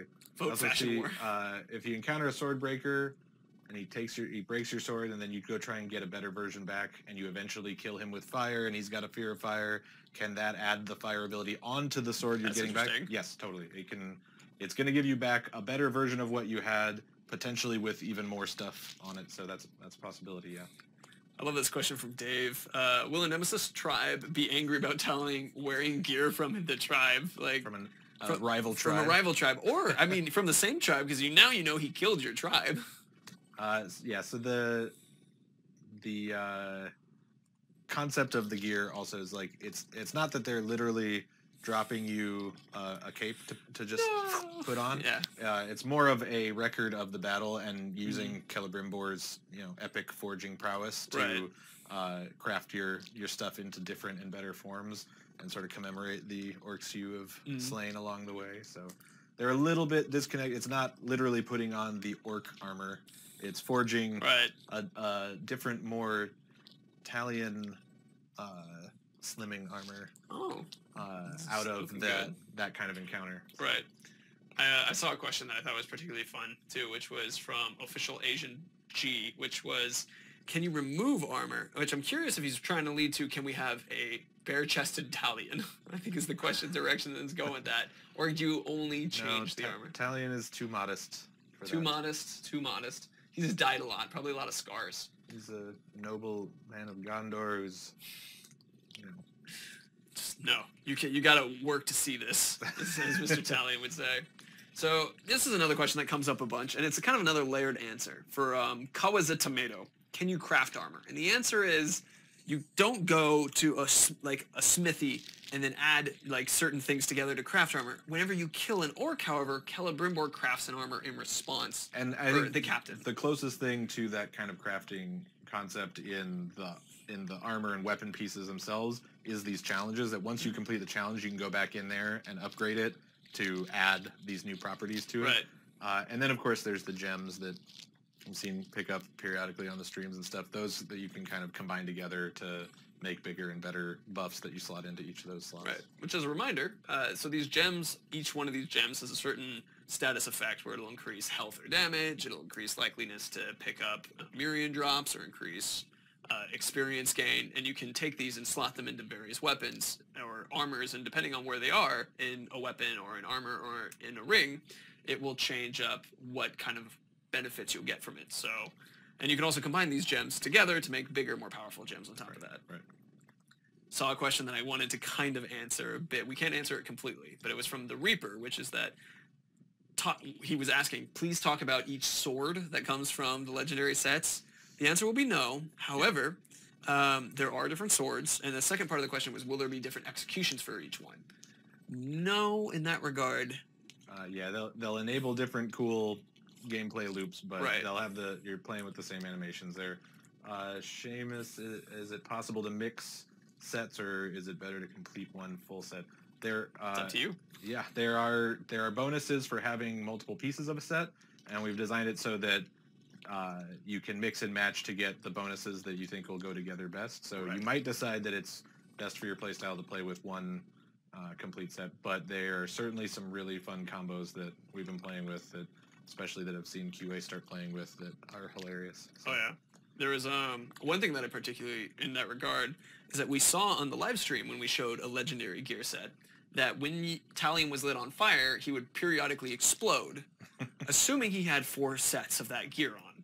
So if another set had, let's say, I'm gonna use one that's a real one, that you could dominate a Graug without breaking him first. That's one of the ones that could exist too, assuming that we don't change it through update, because we're still polishing. So there is actually a potential chance that that won't be there anymore. Right. But taking that one, so you could say like, all right, I'm gonna light myself on fire, shadow like dominate onto this Graug, and then just be exploding on top of this Graug as he's running in and smashing things. A ridiculous, really bad strategy, but it's something you could do. Do you have to unlock gem slots for each individual piece of armor, or just for the slot of that armor? Yeah, it's not every single new piece you get. You have to re-unlock the slot on that. It's sort of associated with that place, with the armor slot at the higher level, not the individual piece of armor. Right. And so we're going to take one or two more questions, and then we're going to move on to talking a little about skills, and then we'll just open up to us explaining E3 again and how that's going to work, and just random questions at that point. So let's see. Can an Uruk steal Talion sword from Prak the swordsmith? Keep trying. Keep asking. We've talked about this one. Will there be a loot cave just like Destiny? That's actually an interesting kind of sort of. No, maybe, I don't know. I mean, I bet someone will drag a million captains into one particular cave just and take them all them. out. This is my murder cave. Nowhere faster. Jared, you should bring your guitar for the next stream. I don't think at E3 they're going to be like people sit down in a studio in order to watch Shadow of War, and then I come out and I'm like, I haven't played in a while, guys. Ding ding ding ding. What if the only sword you have gets broken by a sword breaker? We're gonna be nicer than that. We won't leave you to engage in fisticuffs. You will have a stick. That would be really funny. It's like Celebrimbor is like, I am embarrassed for you, Talion. Here is a stick. Now let's see. There's questions about will it be easier or harder with Shadow of Mordor because we have more gear. So that's a question that goes in that we'll actually answer a little bit more in depth as you guys sing, but it's definitely something where there are like difficulties now, and the game is harder as far as like how many orcs exist, skill sets that they have. So it's one of those things where it's hard for me to tell you until you play. You can certainly make it harder than you could possibly have made it last time. By default, we're trying to make it, find that sweet spot, but that's the point of adding easy and hard mode, is to give more people the opportunity to sort of have the experience they want to have. And so we certainly made sure that the hardest it can be is way harder than the hardest it could be last time. There you go. And I saw a question from Rhythm Beats. Is there an incentive to use lower quality gear other than special legendary? And the answer is yes. Not necessarily once you're hitting end game, late game, but maybe, depending, because when let's say you got a legendary piece of gear at level 5, and that gear would then be rolled and statted to be a level 5 piece of gear. Right. Let's say now you're level 19 and you get a common piece of gear. That gear will have a base set of stats that are higher. Like, so if it's a sword, it will give you more damage than that legendary gear. It won't have the extra benefits and perks that exist. Once you then hit something high enough level to complete the mission or like the side challenge that exists on that piece of gear, then you can level it up to that point, and then maybe you're like, all right, back to the legendary gear. But for that in-between time, you would use the common sword in that way. Right. Exactly. So with that, we would do a vote, but we know it's going to be skill. But I think it would be funny, though, just to watch everybody vote skill. So part of me is just curious, actually, if all you guys are going to be like, yeah, we'll play along. Dance. That would be, I'm not telling you to dance, but you're free to dance. That is totally true. But now I get to just write one word upside down, like so. There you go, guys. You can vote skill if you'd like to. We will record it. Though it would be pretty funny if you guys all start voting other things, because then it'll say, vote no skill. Because it's just fun to have you guys vote and be involved, and it's fun for us to see this, especially because it also counts all your invalid votes, which is always really funny, because currently invalid votes are taking just by storm. Maybe we just talk about invalid vote next if it wins. Yeah, I guess we could just talk about invalid vote if it wins. I like that thought process. But while we're waiting for invalid vote, I guess I'll drop a little bit of a reminder of skills. All right. We've expanded skills significantly. And you've seen the combat skill tree, you've seen the predator skill tree, and you've seen lots of other vote bouncy houses. You've seen lots of other skills related to, like when we're playing the live streams, and we haven't shown you all of them yet because we want a little bit of mystery and have fun with taking them out. But one of the biggest things that is related to this is it opens up new play styles for you guys. So, for example, each skill has this variety of augments that you can choose one of to use. And one like combination that we were talking once about was like using, I believe it's Grim Resolve is the skill on combat that if you get, it's the one that you always have might building up really quickly, but if you get hit once, it goes away. I think it was that one. Might? Fatal Might. I think Grim Resolve is you get might when you get hit. Right. Instead of losing it. Right. So Fatal Might. And then you combine that with the ability Fury, which is the one where you mount a guy and punch him a lot in the face. Yeah. You build Might very, very, very quickly. And so that's one of those examples of a combo that if you were someone who likes Fatal Might and likes getting those Might bars up quickly, you could use that combination and then build up a Might bar immediately. So this opens up an option. Or if you prefer something like to be sneaky, there's one of the execution abilities is that you actually build up Might when people don't notice you as you're getting kills. Right. So, let's see. Any skills granted by a weapon from Hollower in 1980? That's an interesting nuance to just sort of how you think about abilities. You won't have the skill tree suddenly light up because you got a weapon that enables a skill, but some of the weapons give you new abilities that are, as far as we're concerned, kind of on par with something we could have just put in the skill tree. Right, so, like the lighting yourself on fire and exploding periodically. Right. That's not a skill you unlock, but when you wear enough armor, that would exist. And you could, you could add, be a fire guy, and then make sure all your augments are fire related so you can make sure to be lit on fire at some point and running around blowing up. Let's see. You can use quick switch between your ranged weapons, bow and hammer, without going to the menu. JD0394. Interestingly, that was a comment that we made when Mike was on stream, and he went, "That's a good idea," and wrote it down. I don't know if that's going to happen. But right now it's menu. You have to go to the menu and swap out which weapon. You either have the bow or you have the hammer equipped. I saw, is there going to be more bow skills this time? Very yes.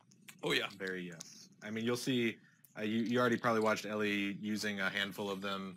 She'll do a lot of that next week. They are really juicy and useful when you're, flying around a fort, leaping off of buildings and going into range mode while you're flying through the air and things like that. That's awesome. As a reminder, there's a couple questions in here that are off the topic. You're making me laugh though, like making comments about my forearms or comments about Bob DLC and stuff like that. We'll totally acknowledge those more after we get through this part, and then we can chat about that a little bit more. Is there an invisibility skill like in Shadow of Mordor DLC? So Billy Bob 396. We'll talk more about the skills we haven't revealed later, probably. Right.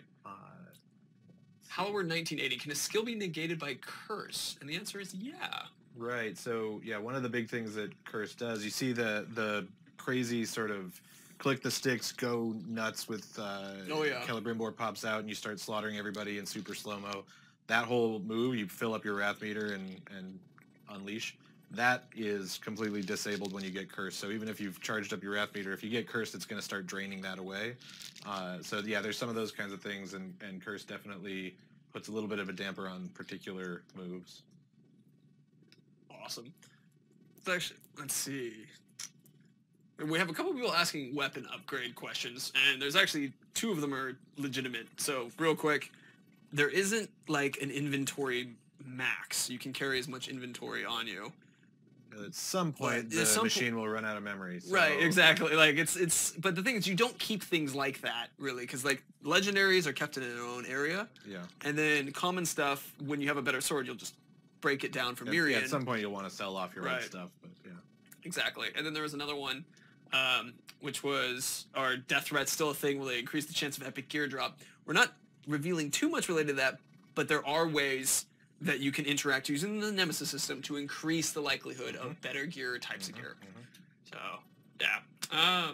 The Void King YTC, do the skill augments cost Mirian? No. Those are skill points. So if you have an augment, it's like you just unlock it the same way you would unlock one of the parent skills. Right. You do use the Mirian to purchase the fort upgrades and the assault upgrades, so that'll cost the Mirian to add the siege machines or that kind of thing, but the Talion skill tree is just skill points. There's also, with Mirian, there's the gem slots as well. Right. And then there's something else we haven't talked about. Awesome goes, can Urks be weakened and or less damaged by certain skills or gear? Totally. I mean, there's the full spectrum of crazy Nemesis traits that different skills and gear will be better or worse for. So there's a number of different ways that can happen between, elemental effects, or if they're weak to or strong to stealth, then your dagger's not going to be that useful. But same thing with combat damage and the swords, that kind of thing. Here's a good question, which was, they're kind of related, which is, can you switch between skill augments? You can, but it's through the menu. Mm-hmm. And another one was, can you unlearn a skill to get a skill point back? No. Not to get a skill point back. You can unlearn an augment. Right. One of those upgrades. You can take it off if you don't like how it's playing, right. and wait until you want to buy another one, but you don't get the skill point back from it. It's just a way to deactivate that. Right. However, you can get all of the skill points by playing the game. Right. Like, there isn't like, okay, you won't cap out and be level 30 and be like, this is your build. You can get everything, and then you can choose. Yeah. By the time you cap out Talion's level and skill points, you'll have everything available, and then it's just choosing which ones you want slotted at any given moment. Exactly. Let's see. Are there hammer skills from Joe Kennedy Lowell? Yes, sort of. It's not like the hammer where you're in the bow mode and you're throwing that hammer. However, there is a set of skills that are related to when you use Celebrimbor's hammer, which is the freeze. Right. Yeah, the hammer kind of manifests in a few different ways, and if you do get a hammer and put it in your range weapon slot, all the range skills apply to that. Right. So they're not unique to the hammer, and you have to have a hammer equipped in order to take advantage of them. They just work for range mode generally. Right. There's a question, which is, what is Talion's level cap? Which I guess is enough to get all the skills. Right. Yeah. Yeah. And let's see. That's can we have all skills and its sub skills unlocked and used all at once? No, you got to pick between the upgrades. You only get one upgrade active at a time. Right. So is there any option that doesn't let us change the skill augments to make the game even harder? Joas 3003. If you want to just be that way, you can. That would be the way you would just be that way, kind of thing. But luckily not luckily, but in relation to that, since you can change skills how you want to, you can make it a certain style. If you're like, oh, I want to make it harder on myself, or follow a certain, like playing Shadow of Mordor, I played it without getting the final abilities. But I don't feel like that's going to be the same through Shadow of War, because as personally with playing it, it's definitely an interestingly different type of game, for sure. Mm-hmm. Still that love of Shadow of Mordor, but definitely a level up above it in difficulty. Can I equip Thor's hammer, Arthix 17? Sadly, no. Thor doesn't exist in Middle-earth. Can you have multiple builds for easy switching back and forth, like between a stealth build and then a combat build? Xclipped 14X? I think that was your name. 714X. So you can switch between, but it's not like a preset where it's like, you don't like create a snapshot of all your settings and then swap things like that. Honestly, that is an interesting idea. That is it's a nice note for future sort of like UI patch optimization. Right, that's kind of a cool idea. Can you follow the story missions? Is it required to get some XP and gear grinding?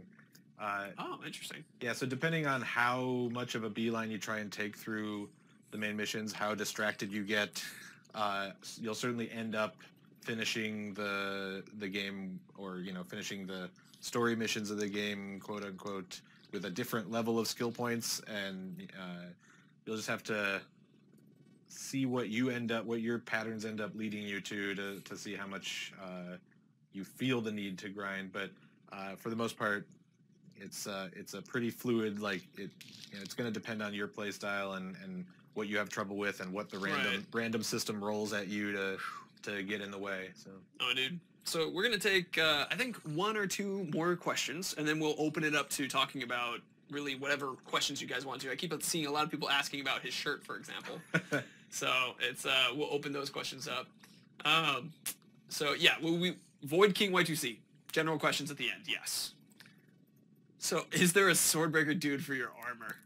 That's not a gear question, but that's just an interesting question. It's kind of a gear question.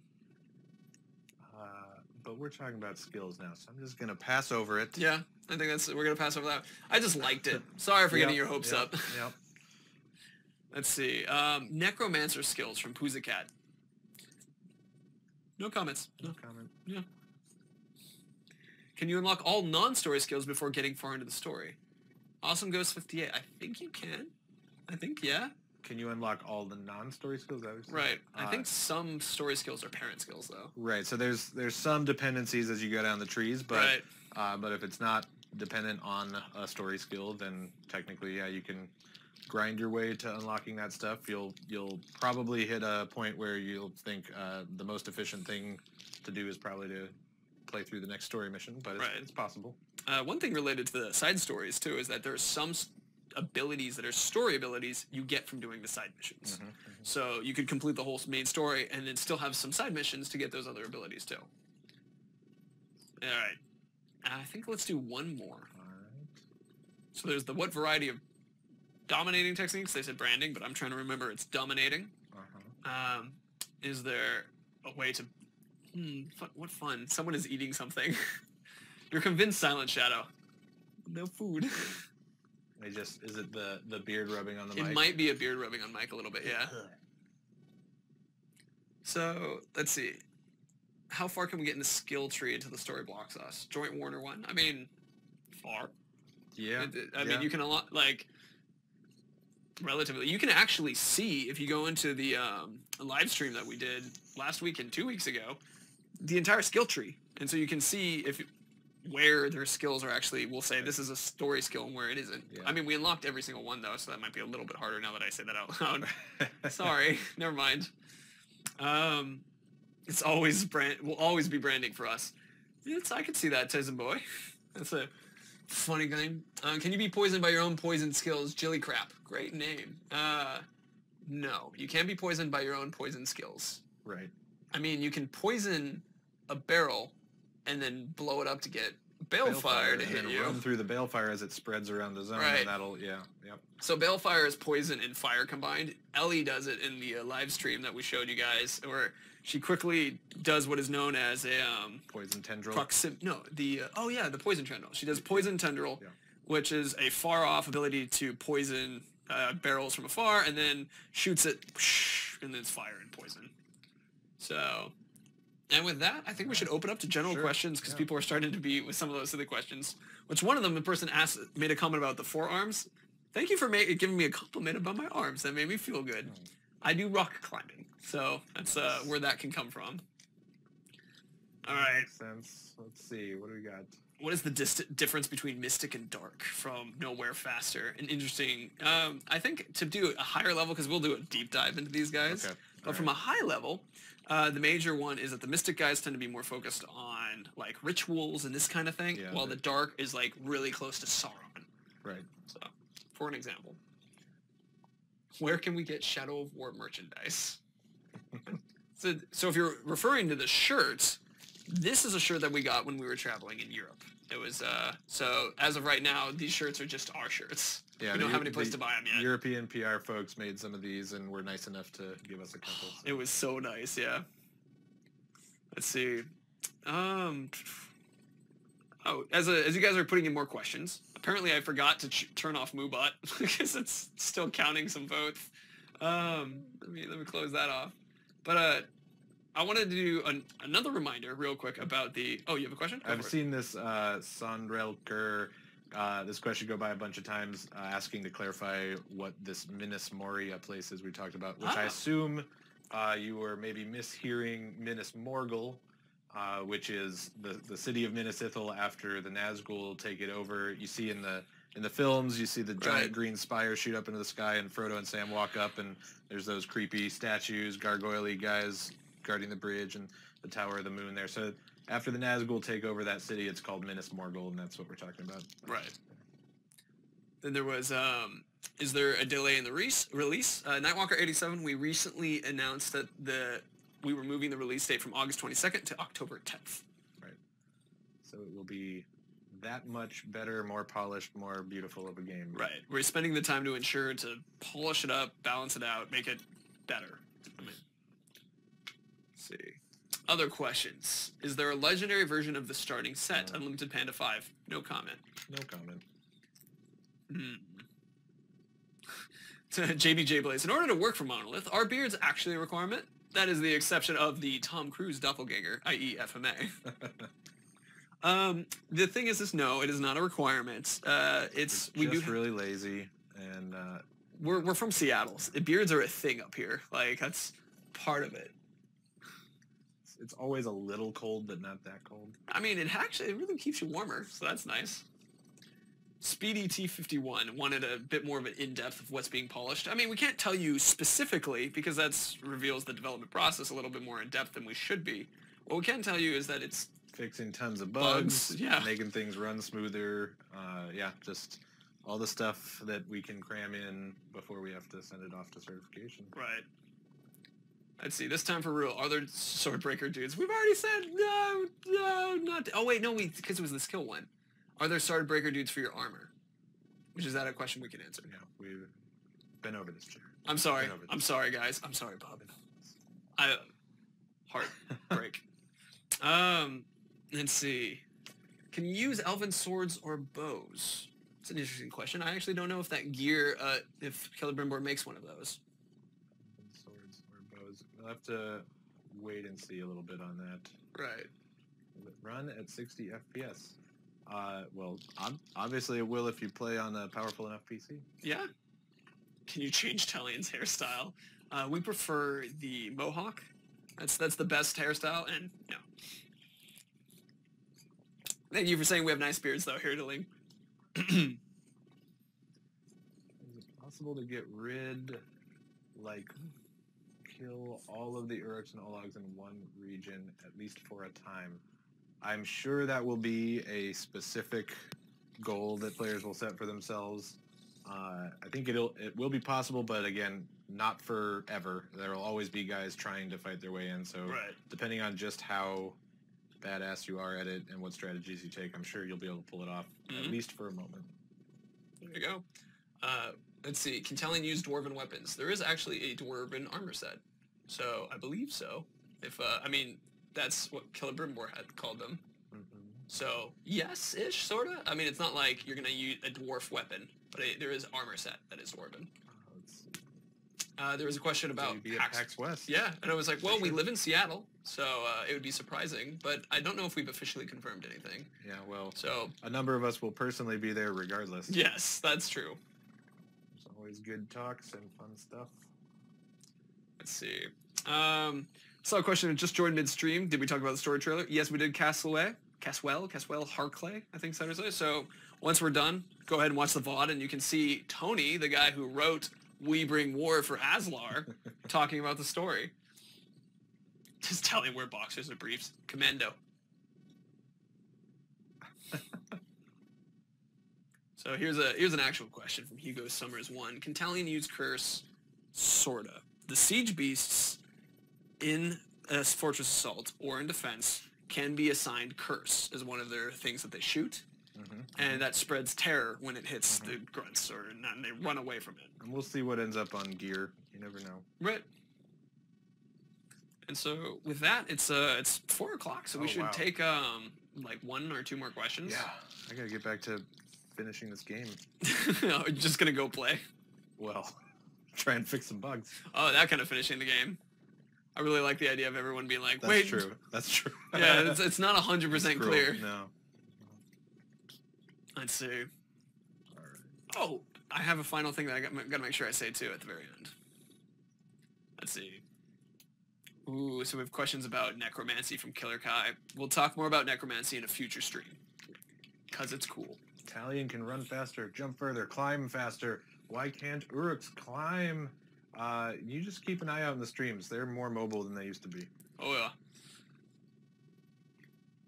Let's see. I'm gonna take a final Castle Harclay. Thanks. No problem. All right. So here's an interesting from Jimmy Dean 64. Can you stealth kill into a fortress, fight an overlord without killing the war chiefs? No. The war chiefs must be killed in order to then take the the overlord's door to be able to kick it through. And can you ride an Olag who's already riding a Graug? Only if a Caragor has mounted him first. And a spider. And a spider. Right, but you gotta put your spider skates on, get on the Caragor, who gets on the Olag. But the Graug has to hold the Drake like one would with airplane and to make it work. So, all right. So with that, we should actually do a serious question as our final one. I just dropped everything on the ground and all our cameras disappeared. So yay, we're still there. All right. Whew, that was scary. Discord shout out. Yeah, join the Discord. It's fun. It's the Discord is fun. I'm not gonna. I mean, like, so actually, go ahead and put in the Discord, or excuse me, in chat, our community.wbgames.com for people who want to chat and hang out in the forums. You can also check out the Discord. We hang out there every once in a while. And let's do some actual final real question, and then I want to talk more about E3 and take some very specific E3 questions. So let's see. Can you show mercy to Uryx without branding or shaming them? Rhythm beats. I mean, you can always let him go. You can basically tell him you'll fight him to the death and let him go, and then run away. And then just leave him be. Yeah. Right. You can also scare him away. That's one way to do it. That's true. Yeah? That's true. That's an option. Aslo kick. We've seen that question asked a lot. We're not answering it. Is it possible to move more than 10 allies to another region? Vesper Kid. Interesting number choice. Allies and region moving, that's kind of actually part of the balancing that we're doing a little bit. Yeah, we'll talk more about that at some point once we... There isn't actually an answer really yet. Vote set of Deplotter. So the next... Alright, so let's actually now take this opportunity to... let's see. Okay, so we got a final question that I'm going to do from Chasm, which is other Elven gear sets other than the Bright Lord. Don't have anything to say about that one. I know you got all excited about that with the full caps, and I was like, you know what? No. So cruel. I know I can be cruel sometimes. So let's actually go ahead and talk a little bit about E3. Now we're gonna take questions about E3 too, very focused one, because I'm gonna do another reminder real quick of this particular set of times. So you will see that feature content on live.wbgames.com, or you can watch us on Monolith Live, our live stream as well. June 13th, June 14th, and 15th are all going to have multiple streams, some which will be like interviews with the Deplotter or whatnot, that kind of thing, or we'll have people up front and talking, and then we'll also have these live streams of the live gameplay. So at the bottom, you'll see the live streams of the live gameplay that we're talking about. I actually think I want to put myself into a little side of the screen, but I can't do that very quickly. So we're going to just do this for now. But I can move real quick. Oh, wait. I can do it as we're talking. So those are things, but what are some of these questions related that you guys want to know? What time some of these will be? Are you curious about anything more related to it, or however? I'm going to put it up. Boop. It's in front of Bob now. Nice. There we go. That's the one. Right there. We'll put it right so I can look at it. I'm looking at it at the moment. Oh, Bob's disappearing. No, Bob, no. So, let's see. Chasm 18. Hey, that's very nice of you to say after I made a joke. I apologize if it was hurtful, but I'm happy that you enjoyed the stream. Yeah. Oh, this is a lot of streams. We're gonna be doing presentations on the clock, round the clock, constantly while we're there too. Live presentations, and some of them will live stream so you guys can see them. But some of them will be just in-person demos for the consumers to come in and check them out. Will there be a Kublai Khan exclusive video for E3? Nowhere faster? Just Jared. Just not Kublai Khan. Great beards make great streams. We'll write that down and put that into our learnings that we share at Twitch one day. Streams on streams on streams. Hell yeah. This is a big question that I see coming out a bunch. So this was, will there be demo copies to be played at the show itself, and will those demos be NDA'd? So there are behind closed doors things that we'll be doing with journalists or other certain people who have passes. As far as typical consumers, it will be the live presentations that we'll be doing, as opposed to a demo play. Right. Yeah, you'll watch FMA and Matt Allen and Ellie do their demo in the theater, where it'll be Ellie playing and Matt talking about it. That'll be what everybody can cycle through, and then behind closed doors, journalists will have a chance to play, be more hands-on with the open world, and so we'll see what comes out of that. So you'll see other people's descriptions of their experiences afterwards. But and see, looking at like those times might interlap with some of the other conferences. Rhythm beats. So as far that is true. I mean, these are our times. So there will be some people watching other certain conferences and things going on. At least for where's my hand? There we go. What? What hand am I supposed to use to do this? There it is. This way? This way? There we go. I found it. Okay. Perfect. These times here, it's reverse for me. It's like I'm looking in a, like, not even a mirror. So for these times here, these ones are, we're doing these live stage events, and so we just chose to live stream these ones, versus these ones are actually WB related. And so that's why there's so many. We'll be able to watch E3 streams here. Showas 3003, yes, we will have live streams here. Who is FMA again? Matt Allen. You've seen him on stream. He's the guy who said, I am as old as dirt. He's our director of technical art. Yeah. He's not old as dirt. The Void King Y2C. Will the graphics be better? In fact, they are better in the... Yeah. Just keep getting better and better until we launch. They are. There's like light years. From the live stream that we showed you guys, light years ahead. That was, at the time we filmed it, weeks old of a build. Maybe a month old even. Like... So there you go. Can we watch these at another time? Harold Gelding? Yes, we will have VODs of all these because they're going to play through this channel, and channel will keep on those VODs. Who's your favorite Matt Allen? Who's my favorite? There's two Matt Allens, actually. Me, yeah. So that could be a painful moment. Anyway, with that, I mean, I'm hungry, so I'd like to get some food. All right. Yeah. Thanks, you guys. Thank you, guys. I'm going to actually leave this up, so... See you later, guys. We're going to head out. We're going to leave this up for you guys can ask us more questions. And Rick Shinier 10 times. So many more times because we gave him body oil this time. So that is why. Anyway, loves, you're awesome. It's a total joy to have you here. Bob, do you have any fun closing words? Thanks, you guys. It's fun. Always fun. Yeah. See you.